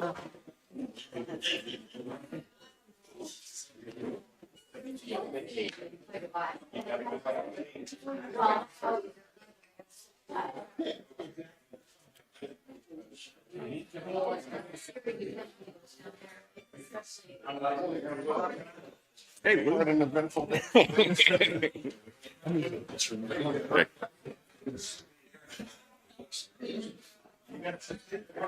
Say. Yeah.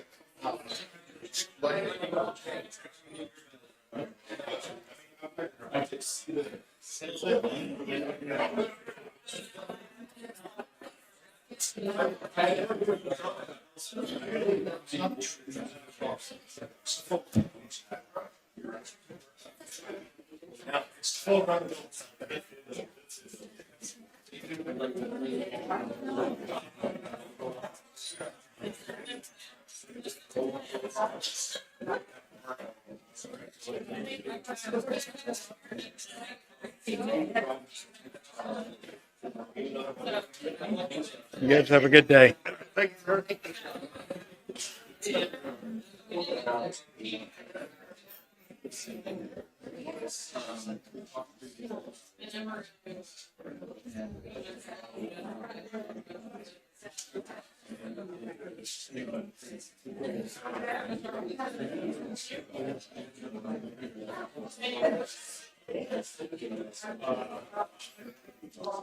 Could I have one more minute? What? Could I have one more minute? Sure.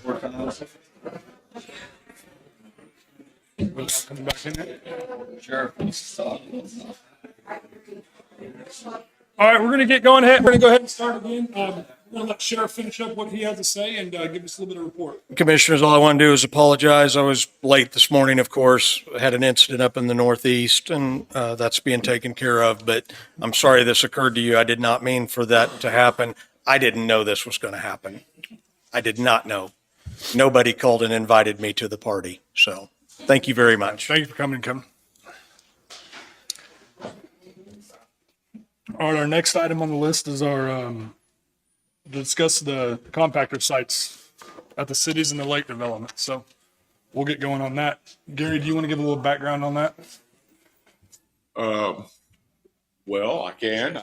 Yeah, I wasn't aware that I was going to, but as I recall, the cities have contracts with the county to provide a site. The county provides the equipment, and the county then picks up the containers there and hauls them. All those contracts are basically out of date, I think, and they're interlocal agreements, and so they don't actually have an expiration date, but the terms of the contract are out of date in terms of what we're doing. So there has been some discussion of updating those contracts a little bit. I don't think there's any interest on the part of the commission to terminate that program. I believe that's accurate, but it's my understanding that we mainly just want to talk about, see if anybody had anything that they would like to see addressed in revised contracts. Sean, you want to speak on this? Jessica, whoever. With the discussion of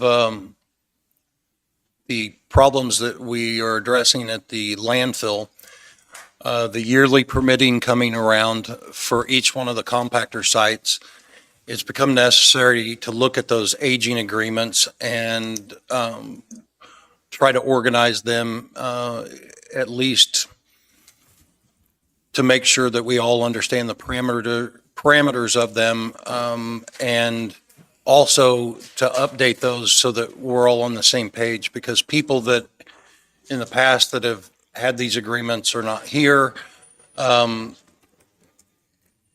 In that process, I'll give you the background for us. The way this happens is, and as we go forward in the discussion, my understanding is we have a license for our transfer station and landfill.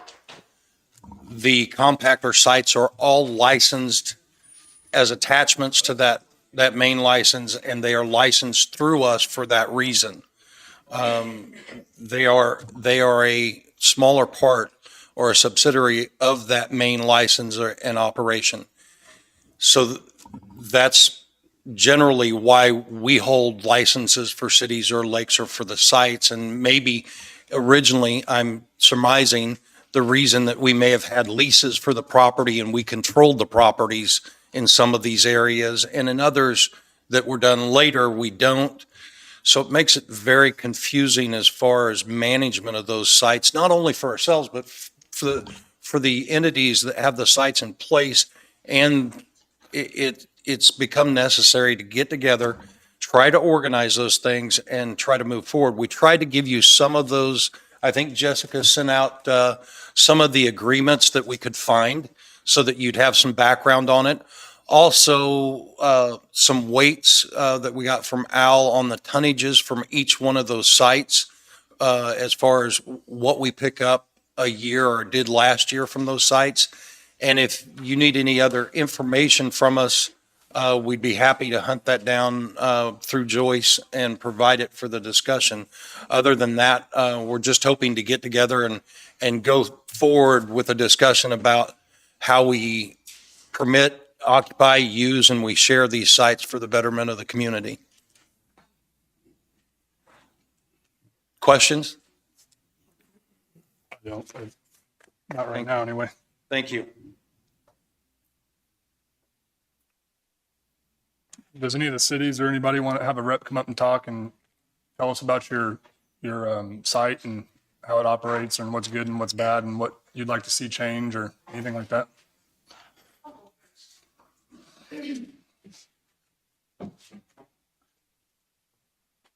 Teresa Whitaker, the City of Pleasanton. I, I know you guys want to hear from us and how things are operating and how we feel everything's going. I do have one question. Do you have intentions of potentially closing the sites? And if you do, I don't okay, know. just checking on that. Some of the questions I have a little bit to do with an equitable share. I know some cities have more services offered to them, more money offered to them, their phone bills are being paid, whereas Pleasanton, we may be getting the same $325 a month to operate the compactor, but our phone bill isn't paid, but that's actually in the contract. It's not a big deal, but I'd like to honor the contract, how it's written. The upkeep of inside the gates, I don't know whose responsibility that is. I know we upkeep it, but I think at other cities, there's a little more work done. Just the general, I know you guys need to buy containers. Some of our issues are equipment failures and just the fact that it looks like a dump and it's in the middle of our city park, RLC field, and we've tried to get that moved. I don't believe that that should be a responsibility that lies solely on the city of Pleasanton. We don't want it in the middle of our ball field. We'd like it somewhere else. And I know we've had this discussion before, but it would be great if we could move it to a place that isn't where the kids are playing baseball or trying to fish. So that's something we'd like to potentially have addressed. The wages, I know we're paying the wages of the people that are operating it, but I was just kind of curious why it was never a county employee if it's a county dump site.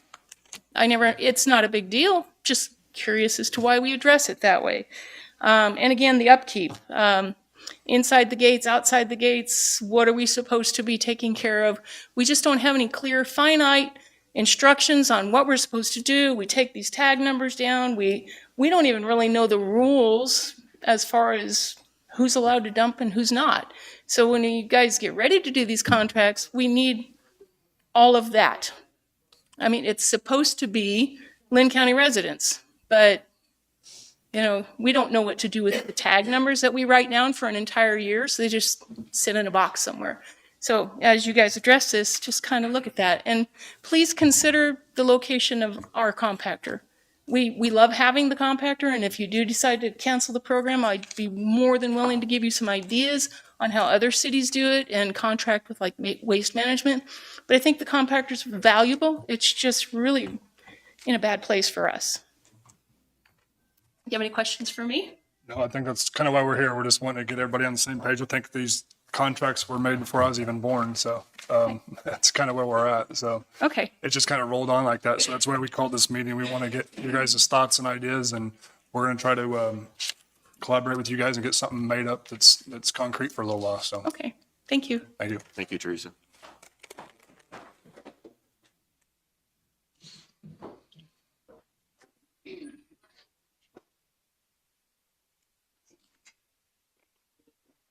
I'm Josh Baldwin, consultant for City of Mountain City. Sorry for my attire. I came straight from a job site. We have the site here in Mountain City. We kind of took ownership of it. Our last contract with you guys was that we could find was 76. Yeah, the 3rd of November, 1976 is the last written contract that we have on file with you guys. We do have a full-time employee out there. We actually did great strides in cleaning it up and making it presentable. To my knowledge, we're okay where it's at. We just want to know moving forward that A, it's going to be there, and B, if it is a county thing or, we've been maintaining it and we have a full-time employee there that we have benefits to. What does that look like in the future and just where we're at in the process of everything. We know KDHE governs the sites, so they have a lot to say about what's there and maybe fencing or non-fencing. We did take down 2 80-foot sections of fence, but it was never, since I've been alive, closing the structure in. And we were told that need to be in place, but I need a contract in place before we get too excited about doing anything as a city entity. But we're open for ideas and discussion and kind of are grateful to have this meeting so everybody's on the same page and there's a clear understanding across the county of what terms and conditions are of each place and who's allowed in it and what they're allowed to put in it. I know there's been some issues at some other compactor sites of trying to jam everything in the kitchen sink in there. We don't have that issue. We employ a full-time person there to help people out and address those issues. So whether it's an hours or days or wherever you guys decide of what, if it's a collective agreement on what hours are open or however that is, just make sure it's conveyed to all the city entities. Josh, could you have your clerk send me a copy of that 76 agreement? I don't think that we've got that one, do we? Yeah. Here, you can have it right now. if you want. You guys have any questions for us? I don't think I do right now. Well, thank you, Josh. Yep. Thank you guys. Just a couple questions. Lou Donaldson with Linn Valley. We, the city, do not run the trash compactor service. The POA does. But the consequence is this meeting today is because we're spending too much money at the landfill.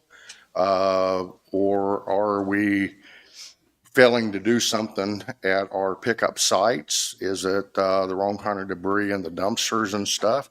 Is the county thinking that are you looking at a model that is in preference to the county for recycling and waste management? I mean, there's conversations, and I think we're here today because the landfill's filling up. We've had to open another cell.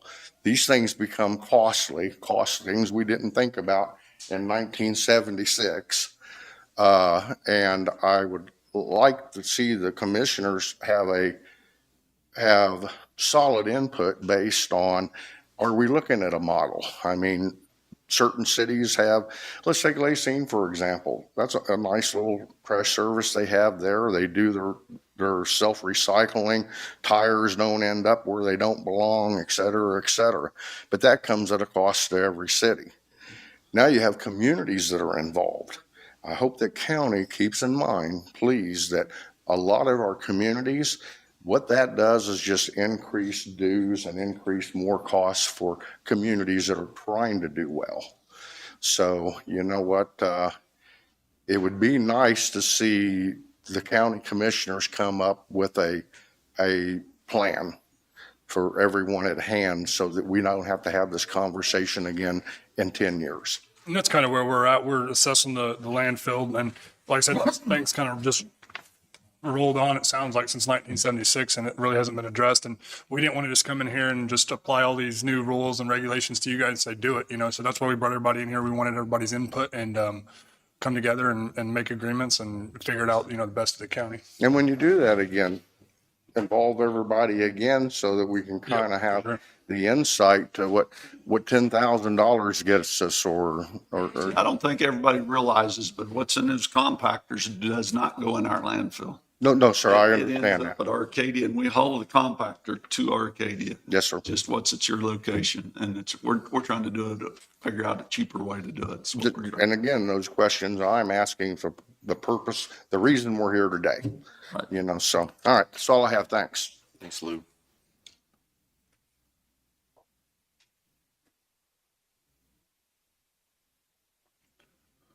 Morning, Commissioners. Russell Best, City of Blue Mountain Mayor.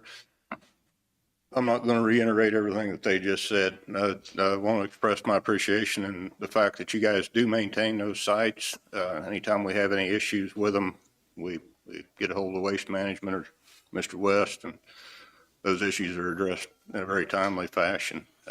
This is a service, I think, that needs to remain at the county level, if you will, because if we subdivide it down to the cities or communities, the taxation or charges applied to our citizens is going to greatly increase over what our tax burden is currently for that service. So appreciate all you guys do. Thank you.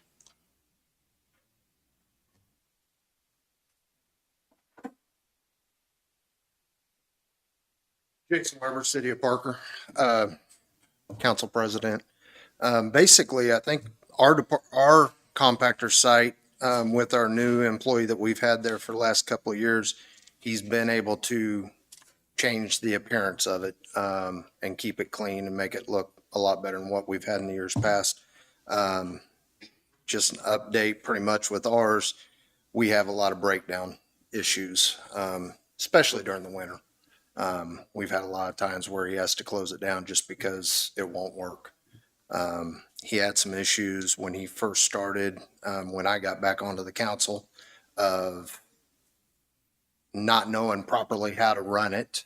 And I had talked to the guys out at the landfill, and they went up and kind of worked with him and got him straightened out on it. And from my knowledge, they're not running half empty containers out of there now like they were in the past.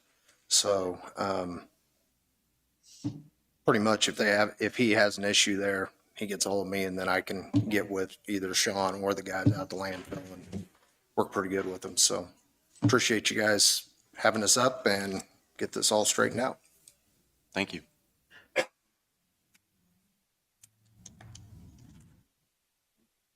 Anybody else?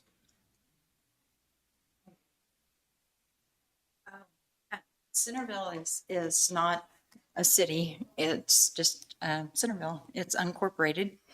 And our trash compactor is open for 11 hours. And it does a really nice job. And I have talked to several people about, because of the statement that was put in the paper back in April of looking into closing and going to the trash being picked up by it's East Central Refuge. And I even called and talked to them to find out how much it would cost if that would, something that would come to order. And he said that it would be something like $30. And then I talked to someone at Parker that has it, and they're charged $60. Centerville probably only has 30-some people in it. They can't afford that. I mean, the trash compactor is something that we rely on and everything. And it just seems to me like, and I didn't know this until I talked to one of the commissioners. I've talked to two. You wouldn't call me back when I called and asked for you to, I left a message for you to call me. But you haul to Arcadia, you take and take just the dumpster from the site and go down there, because you have no way of taking the trash out of the dumpster or the compactor and waiting until you could do it in like within a semi or something like that and make it where you don't have to make so many trips. What would it cost to get that put in place so you wouldn't have the expense of going clear to Arcadia every time these 10 compactors get full? 1.2 million was the engineer's estimate of what we were spending, and that's why we're looking at this program and trying to do things along those lines. And I'm not saying we can't trim from there, but that was the engineer's estimate, was 1.2 million. So instead of going to Arcadia, why don't you go to Iola? That would be closer. And we're working on that as well. And that's why we're having this, because we're trying to take everything into consideration that all falls into what we're going to do at the landfill. So this is why we're having this meeting, is to determine what we're going to do and what the best route for the county is. I've never said once that I want to take any trash compactors away. I think it's an asset to the county that I'm 1,000% in favor of. So. And I think we need to be looking at the entire plan, how it's being done, how we're setting aside money for these things, because, when we're looking at the cost that the county's getting right now and everything, that way we haven't set aside the money to close those cells that we still have open at the landfill. We haven't budgeted for those items. One of the things that I mean, granted, Linn County's not no big metro place. Why do you live here? Why do you live in Linn County? Because it's home. It's always been home. It's home. So why do you keep on trying? I mean, I've lived here all my life. Why do you keep on trying to change it and everything to like you compare us to Miami County and to Bourbon County and everything instead of just taking it and focusing on us and everything. We don't, if we wanted to take and be like Miami County or Bourbon County, we would move there. We wouldn't take and live here and everything. And our roads is not the greatest, are they? I went and we drove down roads and showed you. I drive a school bus. The screws fall out of my bus because of all the potholes and everything. And I've called in and I've complained about it and everything. And they'll send a road grader out, but he doesn't even grade enough to take and put gravel in the hole. I should have took pictures, but I'm on a time schedule, so I can't stop and take pictures of all of them. I've asked for the ditch to be cleaned out because the grass is so high in it that it doesn't run down there's no ditch there. It cuts across the road and it takes weeks to get it put back. The compactors is something that the people of the county get for their taxes. And that's about the only thing we get because we don't get roads. We don't get all this other stuff. And I mean, it might cost you something, but I have the report here of how much you have in the general fund. It's not going to break you to keep these open and to take and do something for the people that live in this I county. don't believe we're here to debate if we're keeping it open or closing it. That's not what we're doing today. We never said we're going to close them. Well, We're but- assessing everything as a whole. That's our job. You know, when it comes to budget, a budget just isn't a number to me. You got to assess everything. Just because it's been like that since 1976 doesn't mean it's correct. It's not the best way for the county. Maybe if we can make sure it's running properly, we can put more money towards the roads to fix the roads you're talking about. That's what we're trying to accomplish here. We're not trying to say we're going to take it away or get all your ideas on if we should keep it, because I mean it's not a question in my mind. Okay, you pay $325, Miss the Pleasanton lady said, for the compactor to be there. Centerville is paid by the county. She gets 11 hours a week. So, I mean, how is that taking and being so, I mean, how's that taken and figuring into, because the cities pay for the Brenda, employees? there's three different types of sites in the county. There are the sites that are related to cities. There's the sites that are related to lake developments, and then there is the county-owned sites. You're actually the only county-owned site. Yes. Centerville is the county-owned site, so it operates differently than the other sites. In that site, the county provides all the facilities, provides the land, and hires the worker. At the city sites, the cities provide the facility, the cities hire the worker, and the county rents the land, at least in theory. At the lake sites, I'm not sure how it works. I think the property owner association provides the site and the equipment, don't they? And the county just hauls it. Is that correct? So each of these three types of sites works differently. And the commissioners are trying to get a grasp on that and to figure out what's the best way to make it consistent and efficient and work well for everybody. They're not out to cut anything for you. Okay. All right. Thank you for your time. Thanks, Brenda.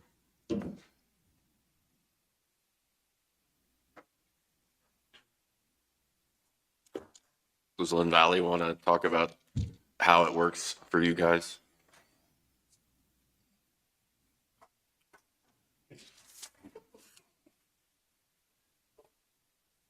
I wasn't prepared to speak, so I didn't know what was even going on today. I was just asked to be here. So, yes, I remember we purchased the compactor. I don't know if there's a contract or an agreement between the county and Linn Valley. Rest assured, I'll go back and look through the files when I get back to the office. Our compactor's not manned. We allow our residents to run the compactor. Besides our employees, myself included.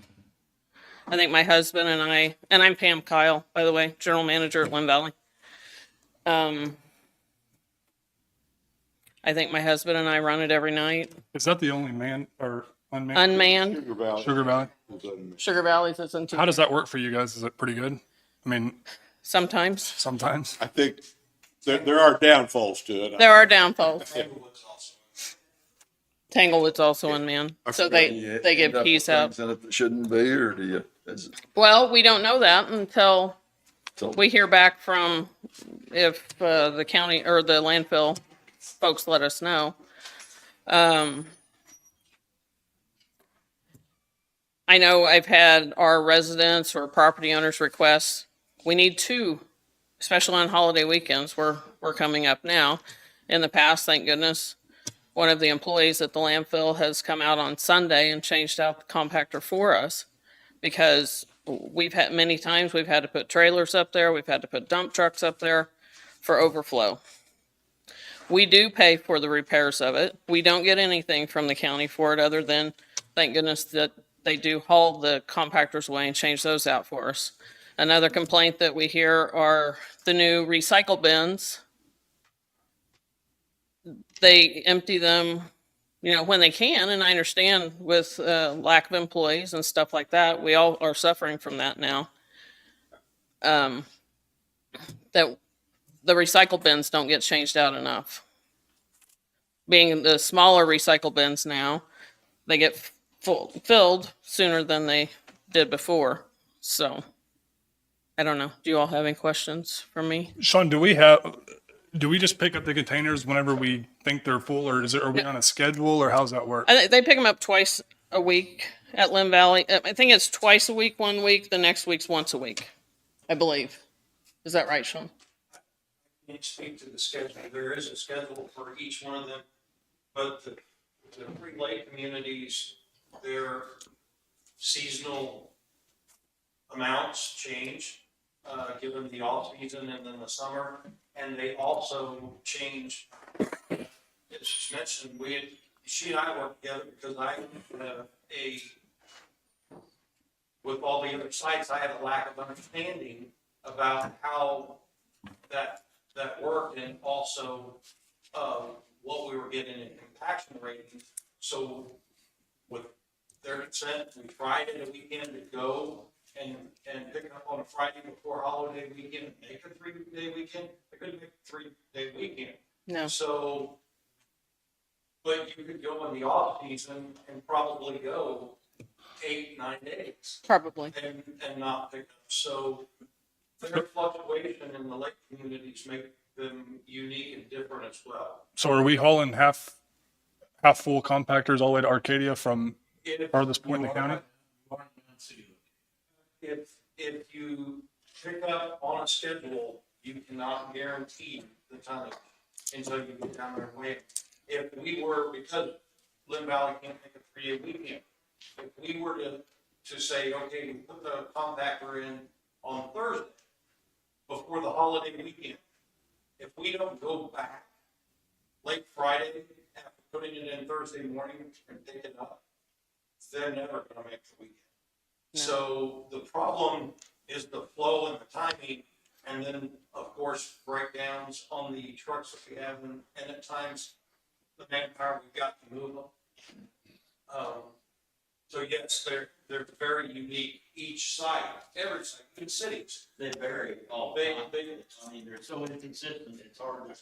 If you're having event schedules in Mountain City and something happens here, if we don't plan around it, doesn't give us an event schedule and tell us what the trash flow is going to be like. You need to be better communication with the dump facilities.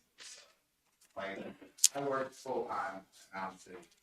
I never once had a question about anything. What's your opinion on how it should run, or is there any way we can cut costs? People that's there 11 hours a day kind of know the ins and outs of all. Like, some communication between the workers themselves. I mean, I talked to Jim a few times here and there, but that's the only kind of communication. And give the cities a little background. Sorry. No, you're fine. I'm going to step up closer to the mic. You're fine. I'll share. To give you some background that you may not be aware of, when we haul these compactors, the billing each month is about $12,000–13,000 in tonnage in Arcadia. Okay, so that's just the tonnage that it costs to dump at the site. The maintenance of that equipment that hauls it, the fuel and the manpower have to be added to that. So in reverse of other counties where you have commercial haulers haul it to us and we haul it down, the difference is every ton that we pick up, we pay to transport and we pay to dump. If a commercial hauler brings it to our Prescott site, we take in tonnage and charge for that. So when the reason our system is strained is because in most every other county, you have people bringing to a transfer station and those commercial haulers are paying a fee that then turn and pay. So we don't, as a community, not a city, not a lake, not the county, all of us, for this convenience, together work on under a system that is unique among solid waste systems and very convenient for the end user.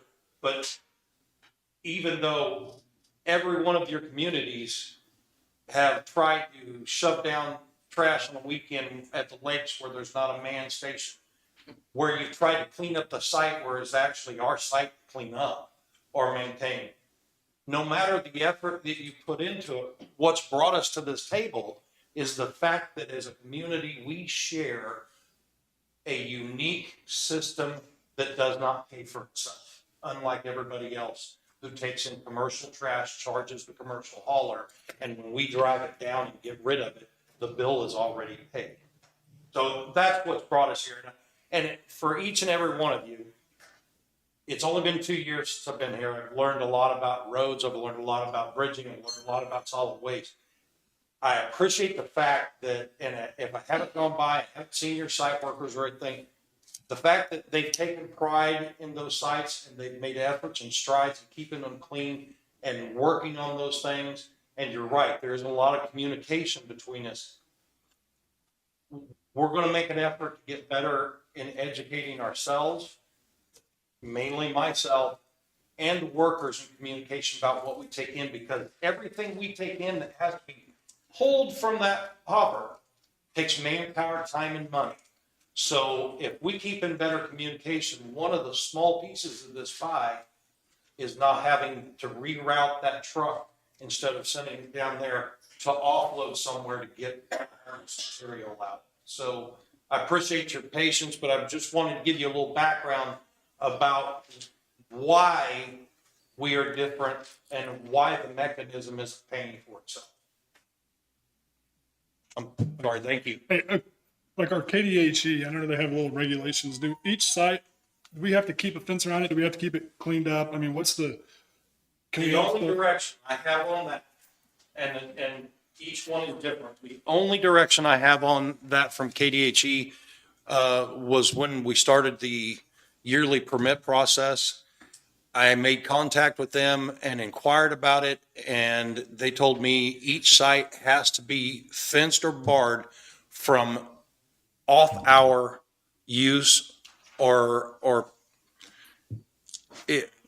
trespassing, getting onto the property or coming onto the property during off-hour usage. What that means or what that interpretation from the state is, I would have to drill down on. But in a lake community, it means that outer fence in Linn Valley with no fence around a compactor. In Tanglewood, same thing. In a city, it means literally a fence around the compactor. Sugar Valley, no gate around the community, it's a gate around the compactor. There isn't a good definition for this. It's something that I've been told, basically there has to be a way of barring off-hour intrusion on that site.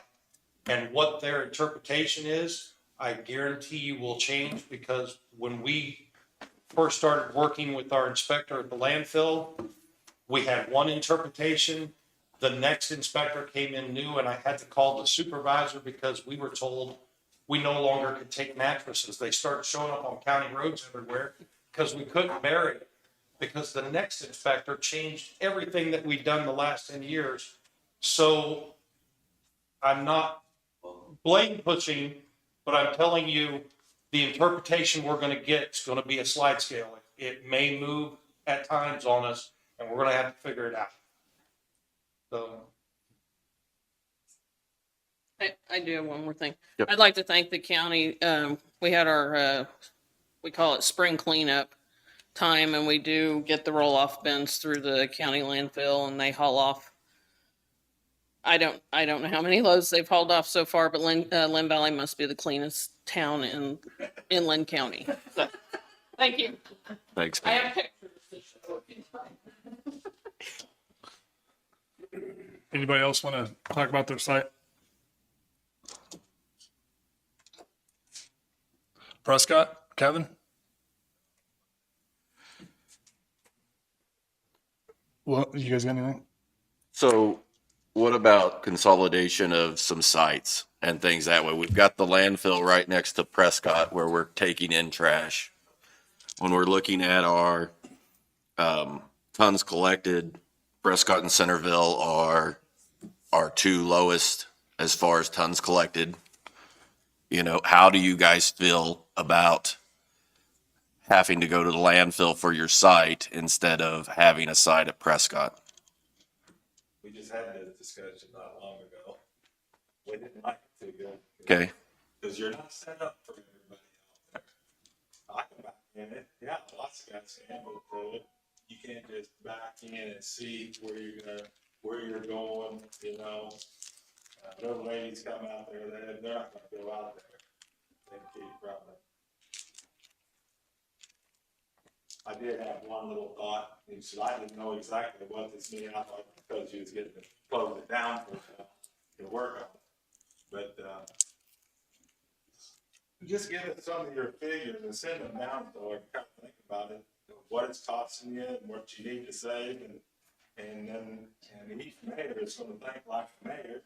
But maybe we can come up, brainstorm a little bit, how to give you guys some ideas we could do. Okay. Well, the tipping for what Jason talked about was, which is the 1.2 million, but that would allow us to hold 24 ton of a load if we had that instead of the 3 to 8 ton, because they'd bring the compactors, the containers down to Prescott, dump them, and then we'd load it onto a walking floor.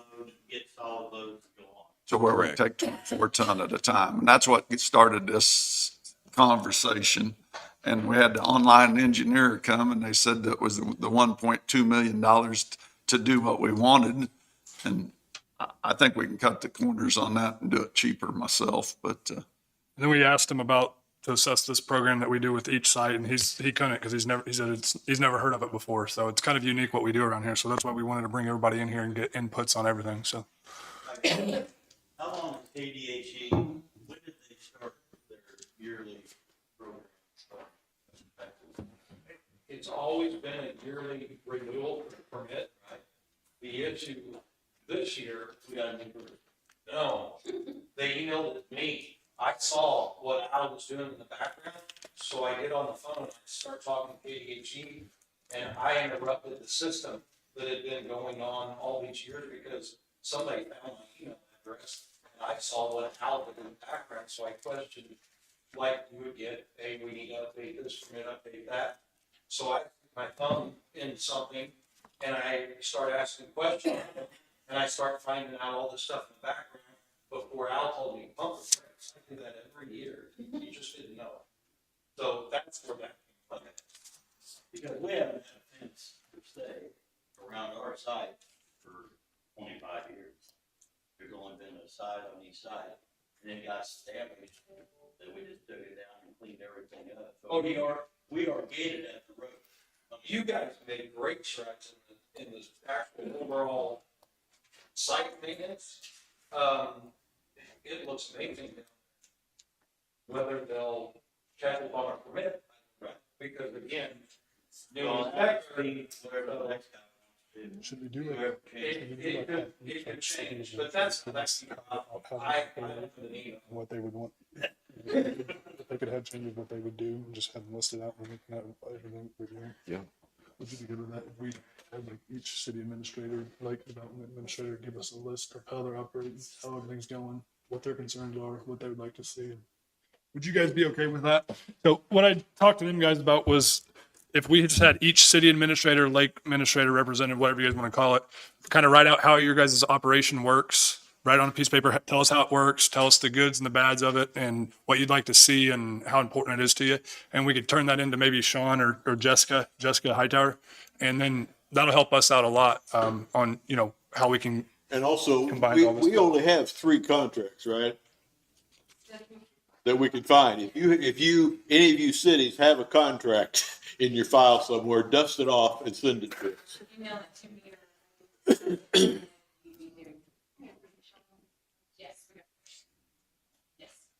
So that's kind of what this meeting was about today. We just wanted to let you guys know we're not trying to take it away. We're just trying to get to the bottom of the rhyme. So if you guys could do that for us, that would help us out a lot. And then we'll review them and then we'll get back with everybody and we'll all determine how we would like to proceed with this, if that's okay with you guys.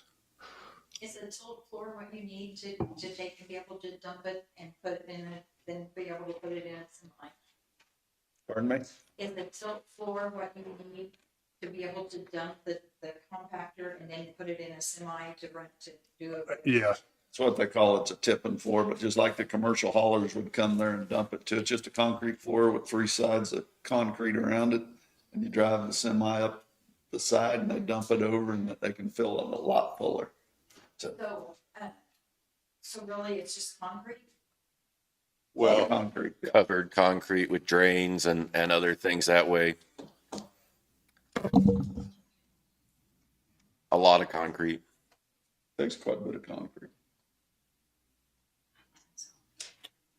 So if anybody's got any more questions or concerns or comments. So Gary, you got anything? Nope. Well, I appreciate everybody coming in. And like I said, if you guys could get that over to Jessica, get a list of how you operate, what you'd like to see, what you wouldn't like to see, and all that, we can, we'll call another meeting pretty soon and get to the bottom of it. So thank you all for coming in. Thank you. Thank you. Thank you.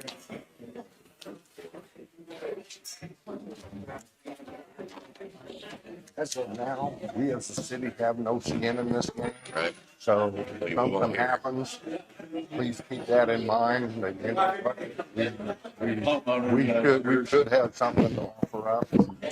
So I know it's hard for the private entities sometimes, although the county's made it really easy for everybody, it's going to get more complicated. Population has grown. We're 1,008. You see, before COVID, we weren't half that. So we weren't half that. So the county's grown too. We don't want to admit it. Going home at night, see new buildings, people buying new lands. Miami County's creating subdivisions just north of us. On that road to Drexel? Quarter mile north of us, there is a earth home that was on 97 acres plus 20 that it was. Miami County right now is putting it in front of the planning and zoning to turn that into a subdivision. What that subdivision means, I don't know. I haven't been to it, but that's just right outside our city limits. So you know what? We're going to grow even if it doesn't mean it's Right. I'll make a motion that we take a 5-minute recess. I think I don't think so. Okay. He wants 5-minute recess. That's my motion. I'll second it. Motion moved and second. All in favor? Aye. Recess. 5 minutes.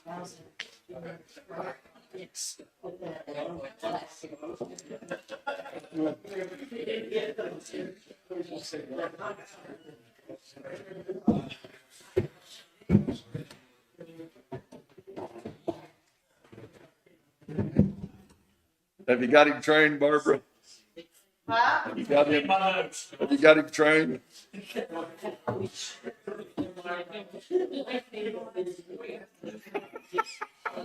You aren't even gonna answer me. We do. That's the worst thing we give you, I guess, it'd be okay.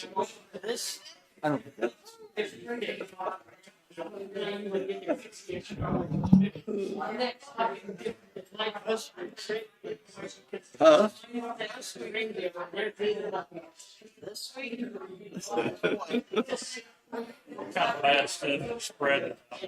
No, she's bad mouthing us now. It's not me. Oh, God. I knew it was coming. Yellow pencil? Yep, that's. Yeah. Sorry. So, but the next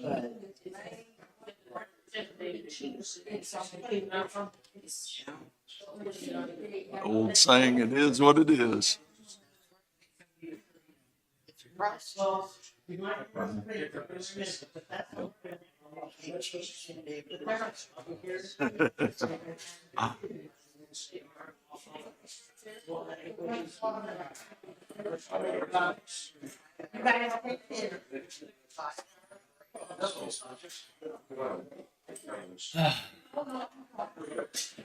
You're probably done, aren't you? Yes.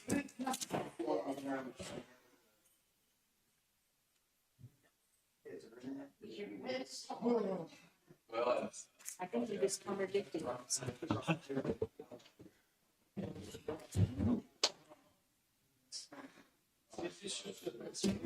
Yeah.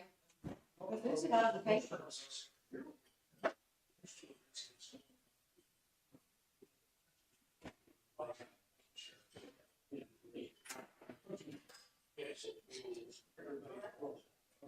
In the study. It is. You don't think we should be talking about it? Well, I don't think that, I mean, commercial hauling I mean, guys, this is Linn County. You're not no big, and you said, when I talked to you, you said that Linn County was the only county that Tuckett still had trash compactors. We're Linn County. We're not Miami County. We're not those other counties. And if you don't like it, move. I'll help you. I got a truck and trailer, but I've lived here longer than probably any one of you. And I don't see where we have to take and compete with other counties. We don't, I mean, if we wanted to do that, we would move to those counties. I mean, it's not, we don't have to be like everybody else. Do we have a fire truck that it would be like something in New York instead of Linn County? Does it ever get used? That huge mongoose one with the big fancy ladder?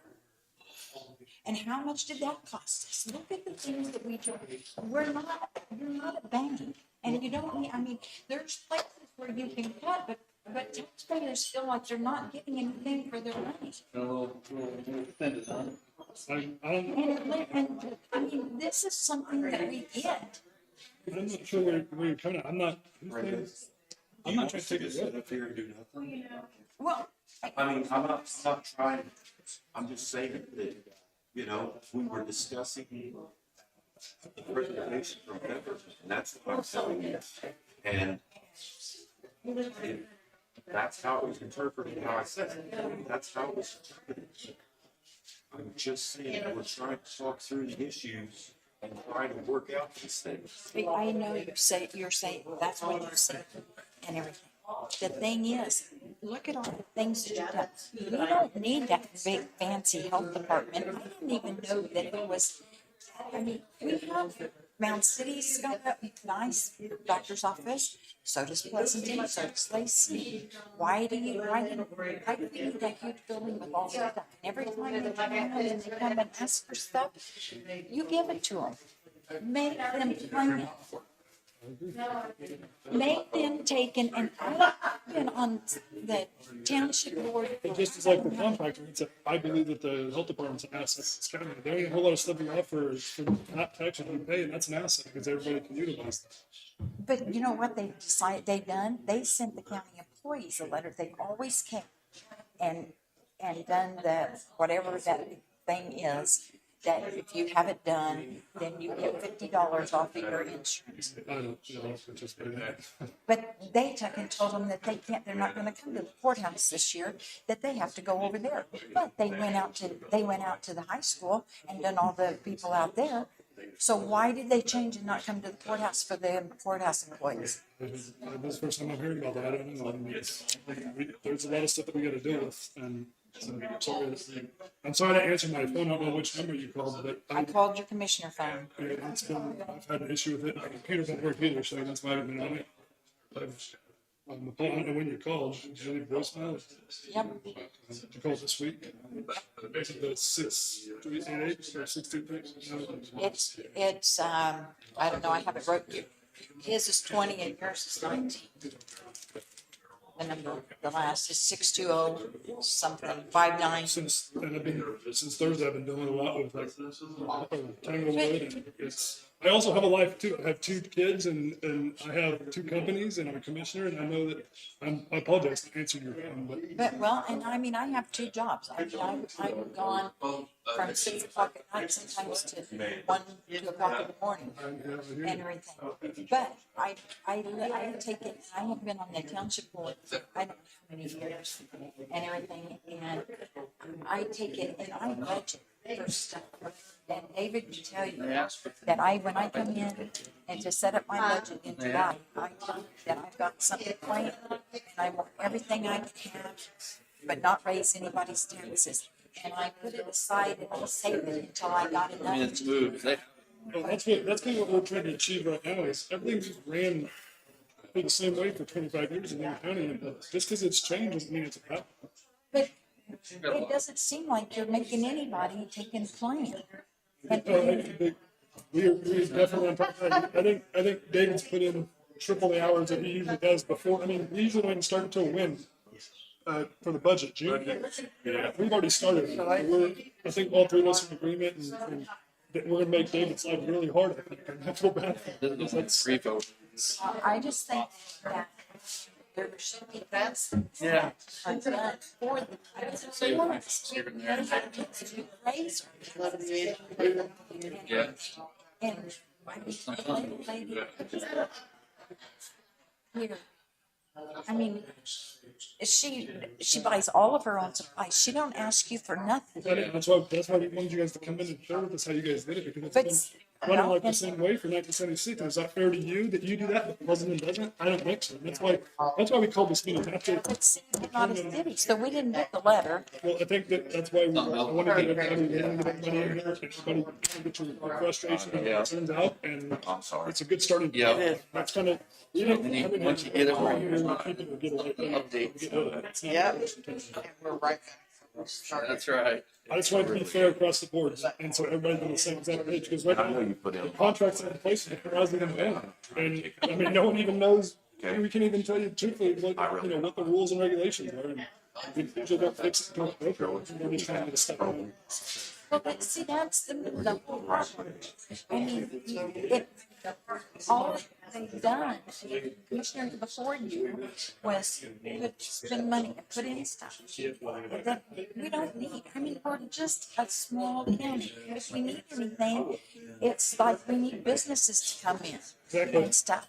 But is anybody working on that? Well, we're trying to, I think our ultimate goal is to get going in the right direction and make sure we're proper here. I think we're in the kind of a business.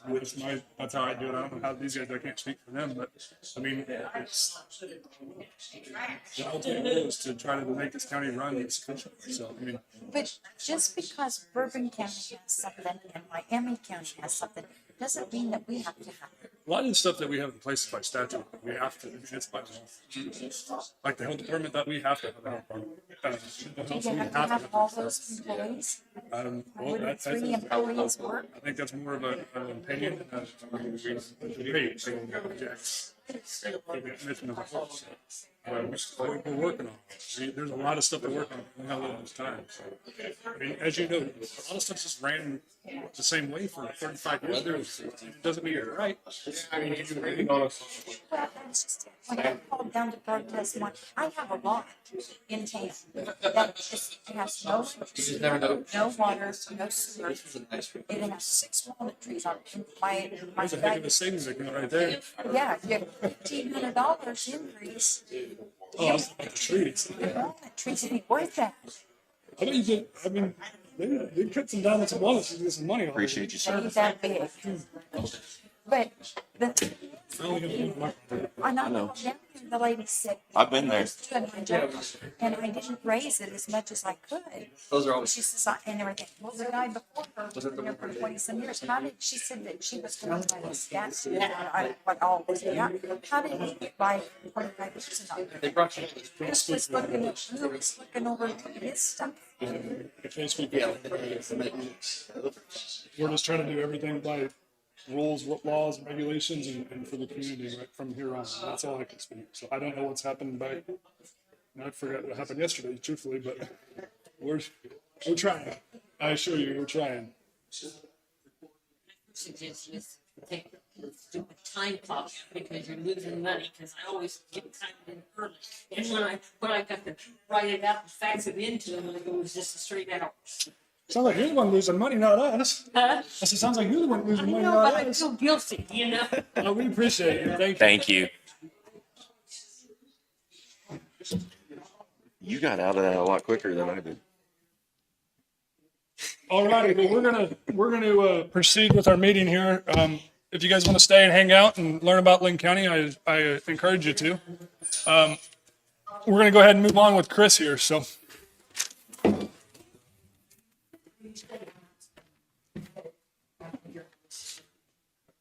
All right, good morning, Commissioners.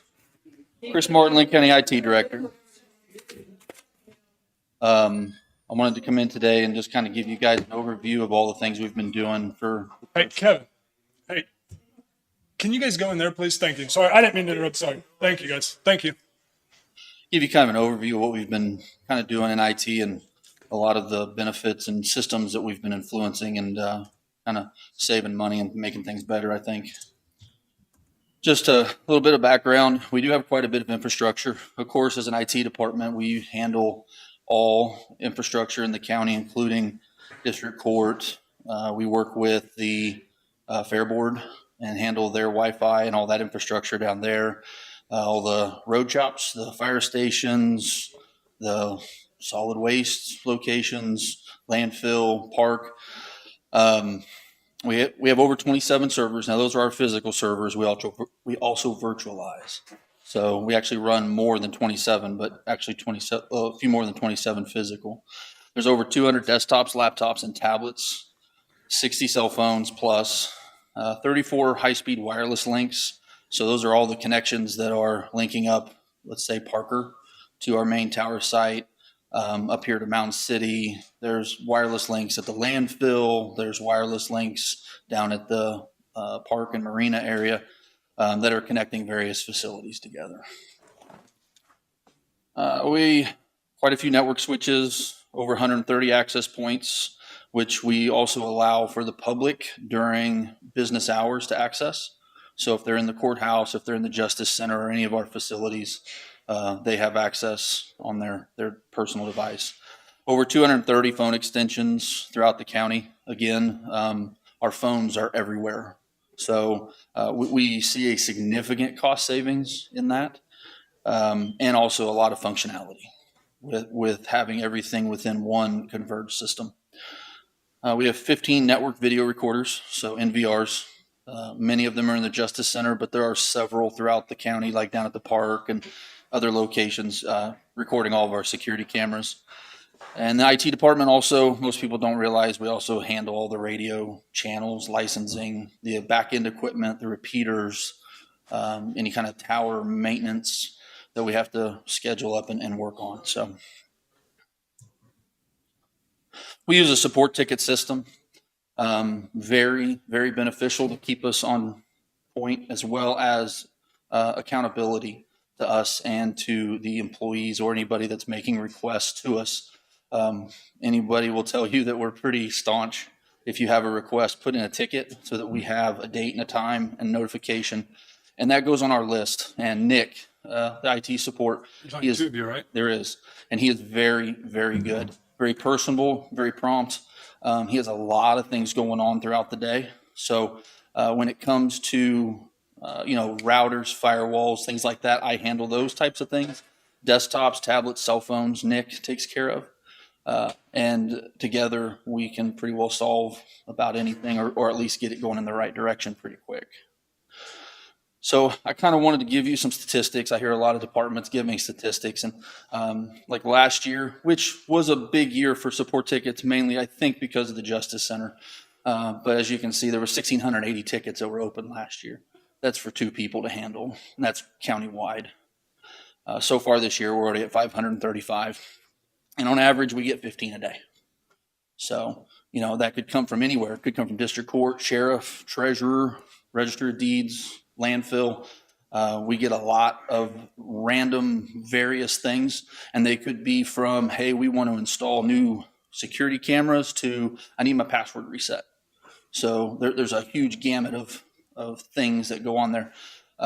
Also, just to be clear, and I mean, our staff knows this, of course, a support ticket's not required up front for an emergency. Right. We're not saying, well, you have to submit that if you're in dispatch and your radio doesn't work. Not that that's happened, but as an example, they just call us and we take care of that. But what we do try to do is to document everything that was done and when in a ticket so that we can go back and look at these. Because we've had that where department heads have thought that staff put in a ticket and it didn't, and we did not know that something was a problem. And it's a double-edged sword. We've had the case where a department head said, we sent in a ticket, and I've asked them for the ticket number. They gave it, looked at it. Sure enough, they did, and it had accidentally got closed, and that was on us. So, of course, we took care of that right away.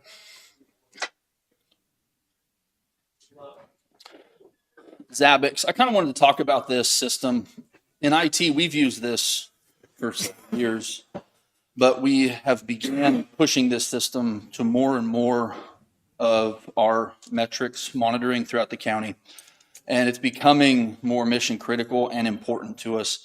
So what this system does, and this is an open source system. So the nice part about that is it doesn't cost us anything. That we monitor everything from every network switch to every router to every wireless link, every air conditioner at the Justice Center, to hot water heaters, anything we can get in there, we do, for the sake of being able to go back and historically look at trends and do alerting. That's our main thing. So as an example of that, recently there was an issue at the Justice Center with the air conditioning.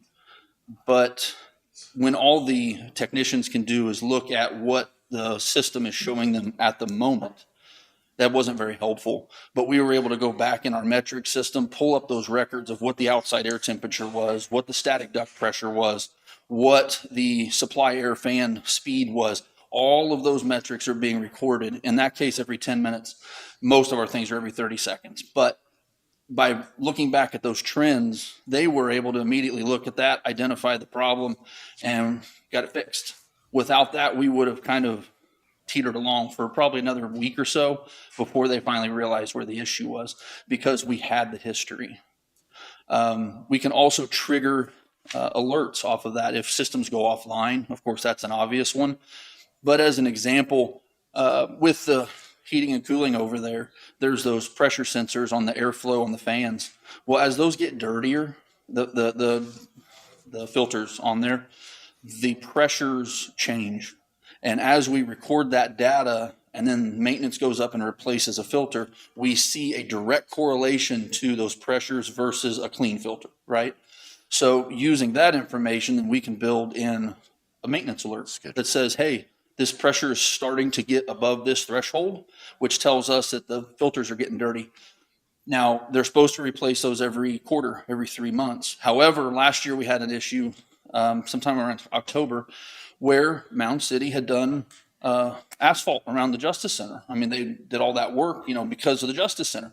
Well, those machines created so much dust, our air conditioners on the roof pulled in more than they ever expected, and it caused them to trip out due to high pressure.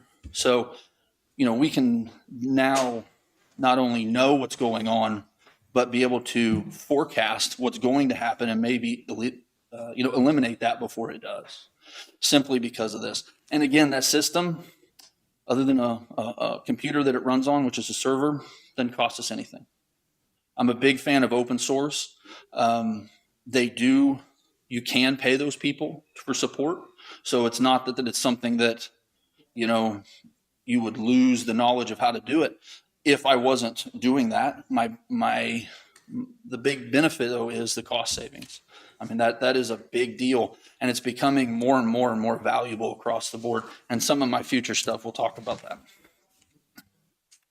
So projects going on right now. This is just a kind of a high level of the big ones that were on top of my mind. We have 5 going on, 3 planned, 4 have been completed since the beginning of the year. Are currently active. District Court, after the Justice Center got opened and everybody was in there, they came and said, hey, we want cameras in the community corrections space. So, of course, getting cameras at the time was a bit of a challenge. There was also budget.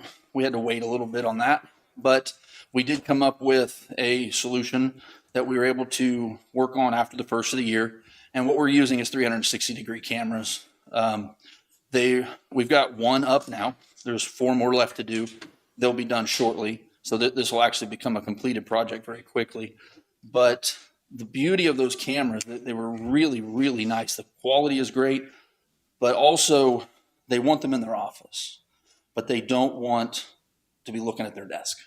People want to be writing notes, whatever. Using the NVR system that we have, we can block that out. So we can actually put a block box around that. The same thing is true in our hallways. In any facility, if a camera happens to be looking just at a bathroom door, can't see in the bathroom, but just at the door, that's a privacy area, so we block those out. If you were to go look at a recording, you'll see a big black box over a door, thing like that. Same thing here. So that's really nice, because what we end up with is staff who want to change their office around, and that's fine. But when they do, if we have a fixed camera in the ceiling, like in the corner, all of a sudden the camera's got to be moved, because again, they don't want their desk. With this, camera stays right where it is. We just change where the box is. Really, really nice. The clerk's office, they've been doing their encode software. We installed 2 servers for them for that. That's been a project going on now for about a year or so, and it's coming along. I think they're getting close. We provide all the secure VPN access and the system integration for the Tyler people back into their iSeries and the ExecuTime systems. So we've worked fairly close with Encode, especially early on, to get all that set up and connected. Another active project, this one's pretty new, is a jail pod temperature monitoring. So there's another project I'll talk about here after a bit, which has to do with Centerville. But when we started off with that project, we came out with a technology called LoRa, which stands for long range, low power. And it's a wireless technology for industrial controls. And using that setup, we have now come up with a way in the jail, and this was a design choice by the engineers when they built it. They didn't want temperature sensors, regular temperature sensors, like what we would have in our house, a thermostat, in the pod where the inmate is. Our problem is that what they did was they put a return air sensor in the ductwork up above. So we have 3 or 4 pods that are all going back into that duct, and these systems are 100% airflow. So nothing gets recycled. That's by design for health, okay? But because of that, especially in the winter, this is true in the summer, all of our heat goes up, and it goes out the return air ducts, and it causes the system to think that it's warmer down where the people are than it actually is. So what we've had to do currently is just compensate by setting the system warmer so it thinks that we want it at 78 degrees in order to have it at 72 degrees or 70, right? Not the best design for efficiency, cost savings, or any of the myriad of things there. So what we've come up with is a wireless temperature sensor. It's small, a little bitty guy, it's about that big. It's industrial, And the sheriff has an enclosure that we can put that in inside the jail pod area. It's here, down where the people are. That it's wireless, totally wireless. It does humidity as well. And the batteries that are in it, depending on how you program it, 8 to 10 years is what they'll last. And so they will send back the temperature from the pods themselves, as well as the humidity. We will then, using Zabbix, record that information so we have that long term. If somebody came back to us later and said, my client says you froze them out, we actually have the temperature of that pod on that day for, the 10 minutes, every 10 minutes that we report it, for the life of the Zabbix data, however long we decide to keep it. So you can see there's some value in that, just to kind of cut that off at the knees. The second piece of that, though, is using our backnet. So a lot of our systems, especially at the Justice Center, we have a backnet. I don't know if you know what that is, but it's a control system that runs over a network that connects everything together.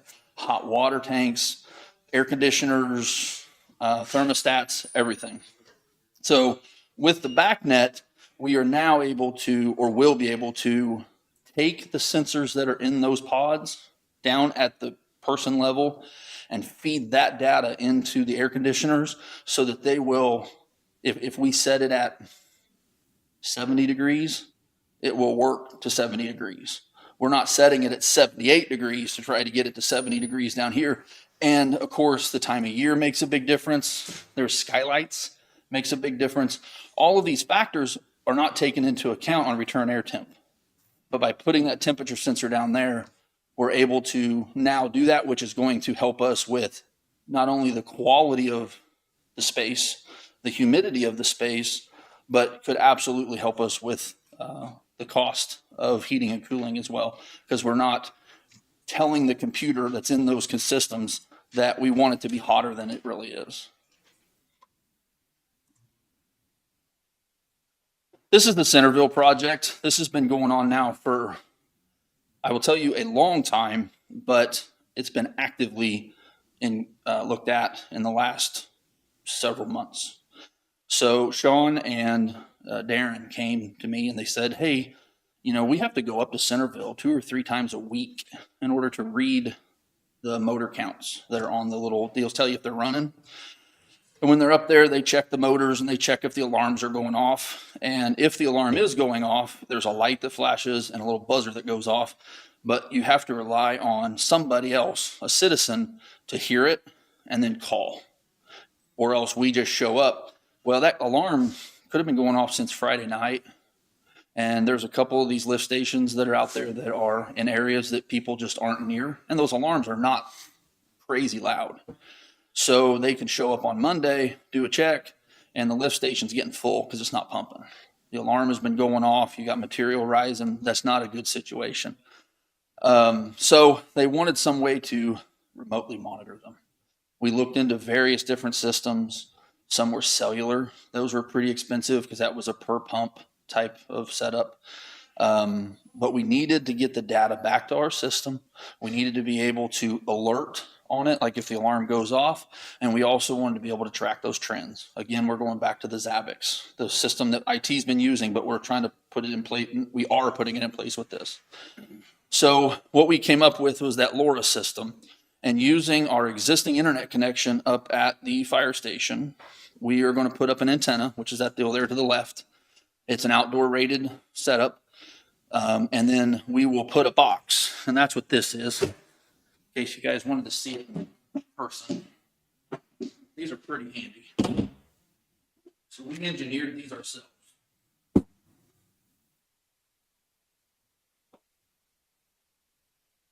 So inside of there is a power supply, a wireless controller, a few relays in order to pick up whether the pumps are on or not. And it's a fairly simple setup, but it's very robust and very industrial.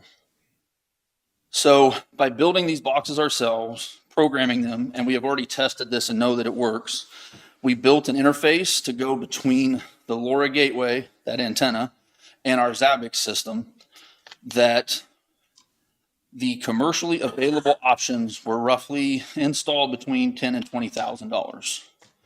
Right now, we're at about $1,000 in the entire setup. So in order to save Darren or Sean and the county the miles and the time of going up there to look at numbers on counters and driving to each station, this system will return on investment 7 to 8 months easily. If the alarm goes off, it immediately sends off a message to let them know. It goes to their cell phone. We can have it text. We can have it send an email, whatever. The sky's the limit. And now, even if it's Friday night at 8 o'clock, Darren knows, hey, I got an alarm going off. They could send a road crew guy, maybe lives up there. Darren goes up there, Sean. They look at it. This is what's going on. Might be innocent, but we fixed it before it became a big problem. We didn't have to get a vac truck out there to pump it down. And we didn't have an issue where citizens' sewer isn't working. So using our experience with this, we have began to look at how LoRa and these industrial controls can benefit us in other places. And that's how the sheriff's temperature pod monitoring came about. Was we have this, we know it works, and so we can just parlay it with different inexpensive, low-cost sensors to do things. Water sensors. Do we have a leak in the boiler room? That would be a great solution. We simply put a sensor back there. It sits on the floor, and if anything is leaking on the floor, it sends us an alert. Whereas the sheriff has people that goes by once or twice a day and checks in there, but how much water could we have lost or damage been done in the 6 hours or 8 hours before somebody seen it, you know? So for the sake of a $60 sensor that's going to last us for 10 plus years, that seems like a pretty good deal. Any questions on the Centerville? No. Linn County Park Internet, of course, that's been a pretty good topic, and we are trudging along, and we're very, very, very close. That picture is one of their back boxes. All of the back boxes have been installed. So if you go up to the cabins, you'll see a box on the back of every cabin. They all have wire, and they've all been terminated, and equipment's in them. Right now, we are working with the bucket truck to get up there and start mounting the backhaul antennas. That's not as big a deal as it sounds. So hopefully this week, we'll have all the backhauls in place, and then it's just a matter of programming the firewalls and the guest access. The big thing that I want to stress with the park project as well, we engineered that to be expandable. So yes, our goal right now is the cabins. But the way that we're doing it is intentionally where we're hopping through other facilities. So we can now use that as a bridge point to send it elsewhere throughout the park. So as we progress, it becomes much simpler to say, I want to put the East Loop and the West Loop, I want to put Wi-Fi out there for those guests to be able to use. It's an antenna and an access point and a power supply, and we're done. Because all the back end work has been done with this project. Yeah. So we're intentionally trying to look forward to, you know, as we see this be successful, push that out to elsewhere. I will say that our intent is to limit the access of the Wi-Fi in the cabins to the guests in the cabins. It's not for the public to just go parking up there and using it as a private spot to browse the internet. If they are a guest, they will be given a code that is unique to their visit, and they can use it for a certain number of devices. And Sean also has plans, and we've talked of putting TVs in the cabins, and we have a plan for that as well, so that guests will be able to use their own device to stream to the TV if they want to, or they will be able to log into their services. If you have YouTube TV or something like that, you can log into it. Our concern up front with that was if somebody forgets to delete their account, right, then we don't need the next guest being able to access it. But we have an option in a TV that's inexpensive that it's a guest access for that. So from the marina, they can click a button or set a date. Hey, the guest is supposed to leave at noon on this day. At noon on that day, the TV automatically goes back to its original state and just waits for the next person. So if they don't want to use it, that's fine. If they do, now we are not supplying cable internet. We're not paying for TV. If people have it themselves, they're welcome to use it, but we're not doing that on their behalf. There's no expense in that. Any questions on that one? Nope. Projects and planning, fuel level monitoring. That's right back to Laura. So that was a thing that kind of came off of the Centerville project. While we were looking at the different sensors and things, I was talking with Sean. I said, you know, he was telling me about propane. And like up Centerville, you know, how you get summer fill price or contract price and these kinds of things. And our contracts with maybe a filling company, I don't know, they come around and we don't need propane. We're not low for the time of year, but they top us off. But they know that we're getting ready to go into like a summer fill price, which would be less expensive for us potentially, right? Also, are we running low? We don't necessarily know. People aren't going out and checking the gauges. They make a sensor that's external to the tank, and it'll work for any kind of liquid. So you actually put it on the bottom of the tank in the middle. It works ultrasonically somehow, but it actually goes up through, and it measures where it reflects off of the level of the liquid and comes back down.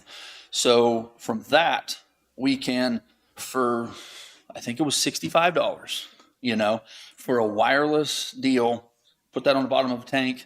It's already in center. We're trying it in Centerville, and we'll know what the fuel levels are. And again, using our monitoring system, say, hey, if I drop below a certain threshold, send me a warning. If I drop below this number, send me an alert. Things are terribly wrong. I've got a leak or I didn't put fuel in it, right? And that can be very handy all over the county. You know, in all kinds of places, we have tanks that maybe we want to know is fuel, what's its level, and where is it going? So that's a nice one that we're working on. And then the LoRaWAN to BACnet integration, working on that quite a bit over the weekend, but this is the piece that connects the two technologies together. This does exist. You can buy it. They're typically $1,500 to $2,000 for a gateway, but I know already from my work over the weekend, we can just write it ourselves and it won't cost us anything. So I'm working on that project right now, and that once that is complete, it's going to allow us to have more control and more insight into the health of our buildings and structures. And I invest time into some of these projects because I can see the future growth of that, such as, I don't know what the longevity is of the boiler, but why wouldn't we monitor the boiler? You know, with these types of controls, they're rugged, easy to do, they're wireless. So we could monitor systems throughout the county in different places. The lift stations at the park, we monitor it now using a device, but there's other places out there. What if there was a leak in the bathhouse? We wouldn't know it unless a guest reported it or we found it. And that can be disastrous, especially in the winter. Something like that for a $60 water leak sensor, and we know it when the water hits the floor. And we've saved ourselves an awful lot of money and time and issue there. So I can see the future of that. That's why I put so much into that. And it's definitely worth my time to build that integration instead of going out and paying a company $2,000 for a gateway that only works in one place. Whereas this, once I'm done, it'll work anywhere we want it to work. You see? So I find a lot of value in that. And I think about these things a lot. You guys were talking about trash compactors. I'm not throwing this on the table. My point is that there may be a way using some of these industrial controls to monitor the compaction. There may be, to be able to say, if Mound City's hauling half full containers because they're on a schedule to do that, then if there is a sensor or something that we could come up with to be able to monitor the compaction level that's inside of that container, have that notify Al or Sean or whoever, Mound City's getting full, right? As opposed to, well, we just go out there every Wednesday. So that might be something worth looking into. So our projects in planning, our radio system upgrade, another big one I wanted to talk to you about. So I think we've talked about this one quite a bit. We all know the details of what we're wanting to do and all that. The main thing is I wanted to give you our pricing. So you are aware that you know, we did get the quotes on the radios. That is something that we can give to a city. We can give to Randy. I give to the sheriff. I give to anybody here, Road and Bridge. That's what your radio costs. That's a NASPO quote per device. For what they want to do. And now we can move forward with how many trucks does he want? How many handhelds does he want? What are those options in there? The big thing for us right now is up in the Lacine, Linn Valley area. I'm trying to get a hold of a couple of tower sites up there, but they just won't call back. So we do not have a tower currently in those spaces. So we've got to find something to put it on. The water towers that are on top of the hill there are pretty heavily antennaed already by, I think, Quickcom. So there's not a lot of space on those anyway. So I'm just trying to find a site up in the northeast area that we're just putting up one antenna and a backhaul, and we got to have about a 20 amp circuit at the bottom for our equipment to sit in, and that's it. What about the new water tower going in at Linn Valley? I didn't know there was one, so maybe that would be a good solution. Is it Approved and I mean, where is it? Yeah, or where's it going? Do you know? I don't know. I could communicate with them or maybe talk to Corey and see. Because yeah, anything up in that area would be ideal for that radio reception. I'm just thinking it hasn't had it's not built yet. So Right. maybe the Absolutely. first one's on it. Absolutely. Might be able Along to those lines. get the cables and stuff ran down and taken care of within that scope. That's very good. So as far as the main cost that I'm waiting on is our tower climbing costs, but without the Northeast, I don't know, because of course they can't, I got to give them feet and what antennas and how big they are and how heavy they are. So without that information, they can't give me a quote, and time matters, you know, time of the year, all that kind of stuff. So once we get something roughly figured out, I'll follow up on that. And if that makes sense, you know, we can get with them and say, hey, because it's going to depend on what mount. A mount on a water tower is very different than on a radio tower. But you can also see we've got all of our enclosure pricing up there for what each site is going to run to have the enclosure, the electrical, the backhaul antenna with its radome, and the antennas that go up on the tower. But those are fixed costs up front, and there's not a whole lot of maintenance in those for quite a long time, and even most maintenance is swap out the radio. So I feel like we're in good standing with that project. Completed projects, my favorite section. District Court, again, they came to us. They said, hey, we can't hear the people in the lobby through the glass. There's a little, you can even see it on there. There's a little thing, but getting people to talk through that is challenging. So we went out and found what I would believe is probably the best product, and kind of evaled it a little bit, talked to Lori, the district court clerk, and here a couple weeks ago we installed that. It looks really good. It's integrated right into our window, and we were able to pass that through to the other side. And so now there's a public side and a employee side. And I mean, you've seen them before, but that's a good project. The other one is that bottom picture there. So you see the kind of the square, and then there's a speaker above it. The speaker is what we installed, and they needed a way for people coming to community corrections to communicate with community corrections, to tell them they're there, to do their whatever they do with when they're on bond or out on bail or whatever, right? And so we integrated that speaker with the phone system. When you push that button, it rings the phones in their offices, and then they can talk to the person and be aware that they're out there, and we don't have people waiting out in the lobby unnecessarily. The other one is the Mark 911. So, of course, that's been a wonderful addition, in my opinion, especially technology wise, for the sheriff's office dispatch.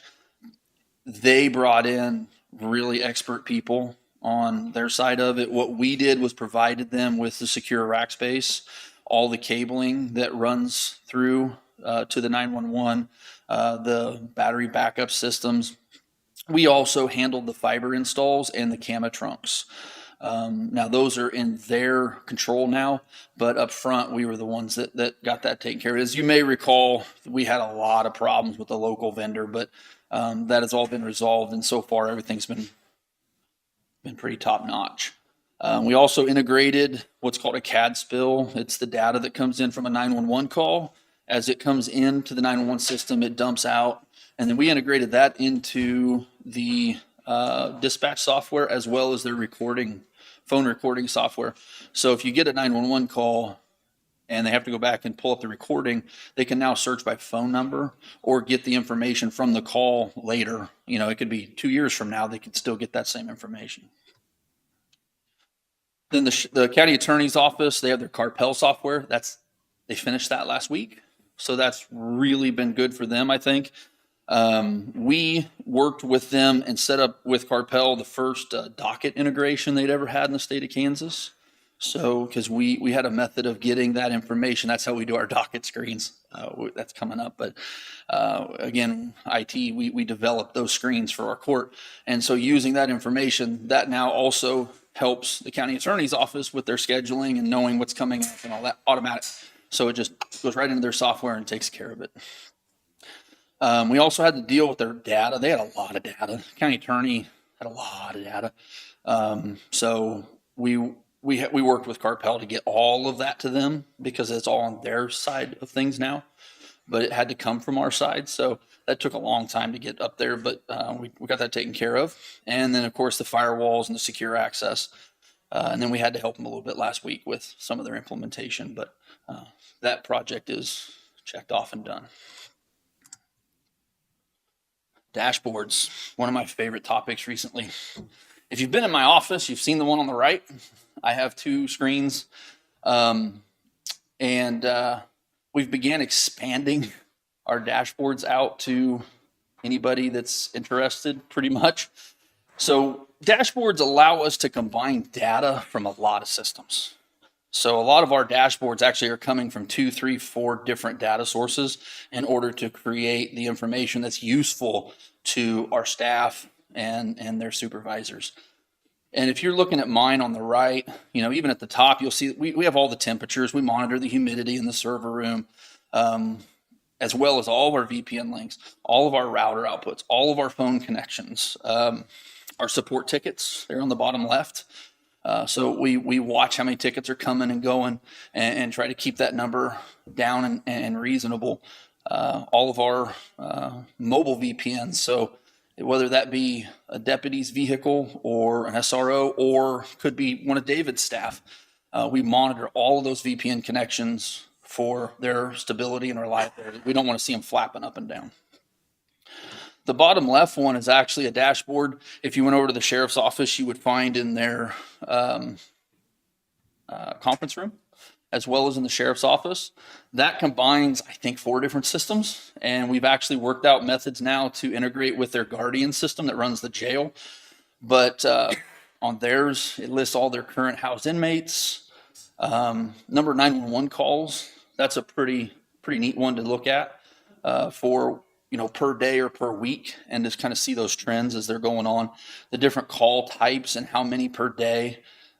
So just at a quick glance, you know, I'm looking at my dashboard all the time, and I know the jail's looking at theirs. These are the 2 on the left are some of the new ones in the jail. The top one is in central control. There are 3 or 4 dashboards in central control that are monitoring all the pods. So we also put the pod temperature in there.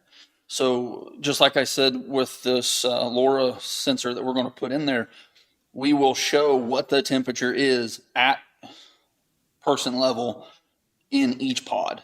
And if it goes outside of a threshold, it'll turn red. So that the central control operator looks up there, not green, I need to see what that is, right? but what their total population is, who's in, and then the little charts that shows who's in what pod, and the color codes tell you statuses of an inmate. If they have issues, like, where they've got like violent issues or medical needs, it changes those colors on those columns so that the central control is aware of what's going on in there and who is in what pod. The one on the right is actually the docket screen. That started several years ago, quite a few years ago. And actually, district court came to me and said they wanted to buy a system because there were some other counties around us that were buying the system. And it was several $1,000s. I said, I think we can do it better. I think we can do it a lot cheaper than that. So we actually did 2 screens. We turn them sideways, just like you see it there. And if you've been to the Justice Center, you see them right in the public lobby. And with those screens, I think our total cost to date's roughly $750 and no ongoing costs at all. We also update that every hour, where the other products update once a day. So when people come in and as they complete their court cases, they drop off. So the public doesn't have to stand there and watch all the 9 a.m.s when it's 2 p.m., right? Because as long as the person in the courtroom said, this case is done, it disappears within an hour, because that's how fast we get it from the system. The other thing we were able to do when we moved over to the Justice Center, the second screen is in that little vestibule. So we redesigned it and we split it so that courtroom A and courtroom B, and it has a little arrow, and it just shows there, because the people coming in, you might even see it up here. They don't know which one's A or B. Yeah, it's wrote on the wall. But when you walk in there, it is completely cut down on people just randomly walking into the wrong courtroom or, some kind of confusion on that. And that was not an option using any of the other products, because most of the other products, again, that were multiple thousands of dollars, were per courtroom. So if you have 2 courtrooms, you got to buy 2 licenses and pay yearly to maintain those. Like I say, I think right now we're still I have put no money into this since the initial investment of, I think it was $750. So really, really happy with that. And they've told me they like it too, so. Looking ahead, I'm just about done, so I'll quit chattering at you. We're going to need some storage system upgrades. I'm going to be coming to you at budget with this, so this is just not now. We're talking next year down the line. But we built our current system in 2017. We've talked about it before. It's fully redundant. We back up every 15 minutes off-site. And we have 96 terabytes of storage, and that's been running since 2017 nonstop, and it's been very, very reliable. Again, we build it ourselves. These systems, if we were to go out and price it out, we'd be looking at $20,000, $25,000 each. So I fully anticipate, again, with the pricing of a server and what's called a JBOD, which is a box, literally stands for just a bunch of disks. And then you run a cable. It's a high-speed data cable between them. And we use open source software that has been very reliable, very robust for our NAS. So both servers replaced, I'm estimating about 12. That's hard drives included. So I think that's going to be a something we are going to have to do because, spinning hard drives fail. There's a lot of redundancy. I can get into the weeds. We're not going to here about mirroring RAIDs, and that's what we do. So we can have a whole bunch of drives fail all at once, but it would just be best to not do that and have the headache of trying to recover, specific arrays when people are using it. We need that reliability. So, technology and such, so many different programs or people in competition tools and such. But putting them right and all of that, with all that, it should be really easy to find someone on such or safety and all that should be, things you should be able to leave your house and everyone and not worry about any issues or having a babysitter or such for your property. And then all of that, just huge concern on, safety or protection for, Sure. people that are able to, fully protect the elderly and such. But, Yeah. Yeah.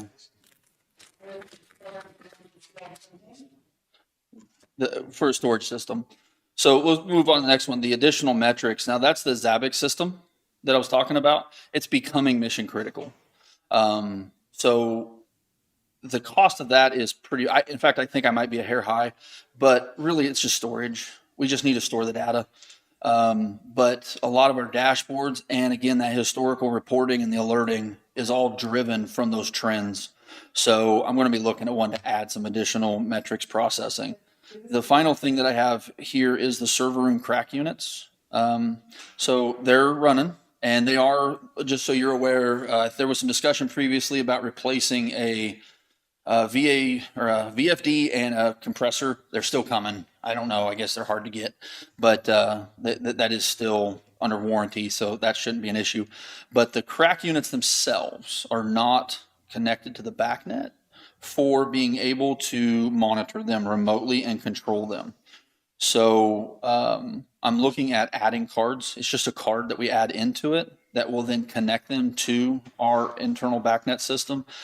And I got a hold of the company last week. They said they're going to get back to me with the actual pricing. So I feel like, again, I'm probably high. I'm just giving you an estimated idea of where I'm looking at. And this will all come in the budget time, because if they're not that expensive, I'll probably just do them out of budget this year. But if they are up in, 2,000-3,000, I don't think so. That seems really high for a card to plug in. Then I'll consider coming back. But they're so vital to know that those crack units are operational in there and that they're leading and lagging, and that there's, anything, if they sense an issue, they will shut down an alarm, but they don't have any way to tell me. So that was kind of one of the future needs. That's all I have for you today. Thank you. Any questions? You're doing a lot. I appreciate it. I know I've seen that program you were just talking about up on the TV in Sheriff's Office. It was pretty neat. I appreciate you looking ahead in time stuff. Yeah. The stuff you do is pretty way over my head. That's I appreciate everything you're doing. So. We have firewalls, so.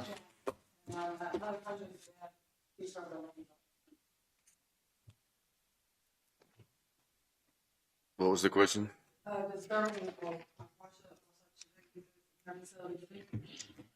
Not that I'm aware of. Thanks, Chris. Yeah. Thanks, Chris. That compactor thing would be pretty neat. I'll take a look into that. While you were talking, that could be a pretty That'd save us. Yeah, that'd save us a. Yeah. Thank you, Chris. All right. So Your IT department at work, I just got an email from Nick saying not to click on a email that just went out. It's from an employee, which I kind of thought when I saw it, it didn't look right, but he's right on top of it. all right, well, agenda, we're getting ready to go through some walkthroughs of the buildings across the street. Jessica, do you got anything else? Does Sean or Kevin or anybody? Is there something you wanted to say? Are you here for a reason? Are you here to talk to somebody or?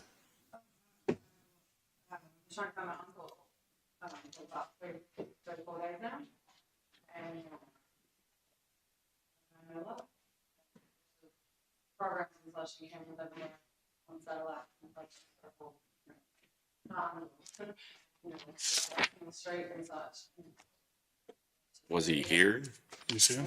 We got out of Kansas City when he was separated, and a lot of his vehicles running about. He's really not seeing.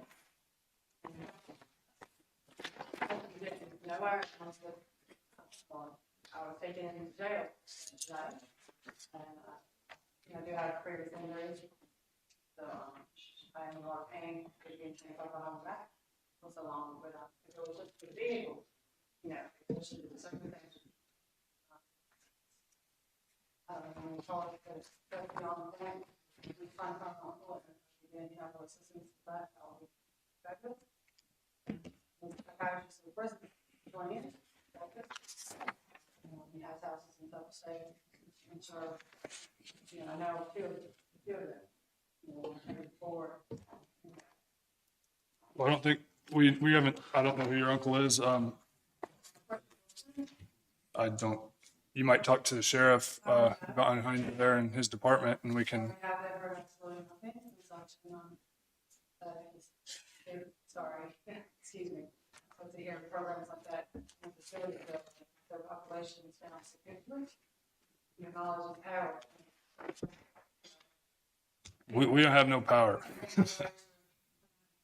Right. Yes, I've military base, retired and stuff. Virginia. And then I come back to Virginia after all of it. Well, I hope you come across your uncle. So I don't think there's a whole lot we can do. This is a commissioner's meeting. Not to be rude, we gotta go across we're gonna stay on schedule, we're already behind, but we gotta go across the street, so. Thank you. Good luck with everything. Hope you figure it out.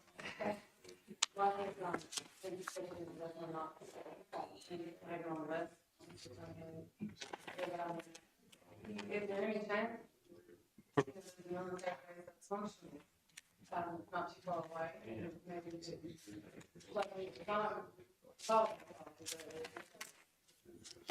Use a phone. Can she use a phone?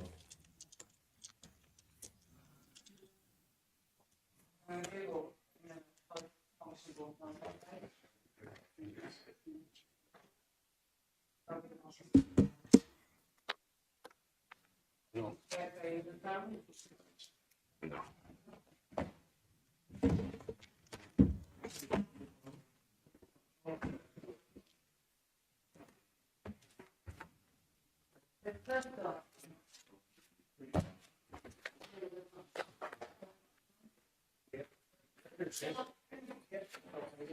I think we're gonna have a walk through across the street to our project buildings, and then we're gonna adjourn from there. So if whoever wants to come can come, so.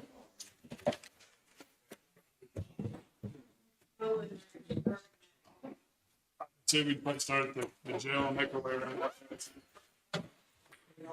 Gold building, make our way back. Did we need a motion? This was in my message. I went to read the first line and I'm like, that's not for me. So. Thank you.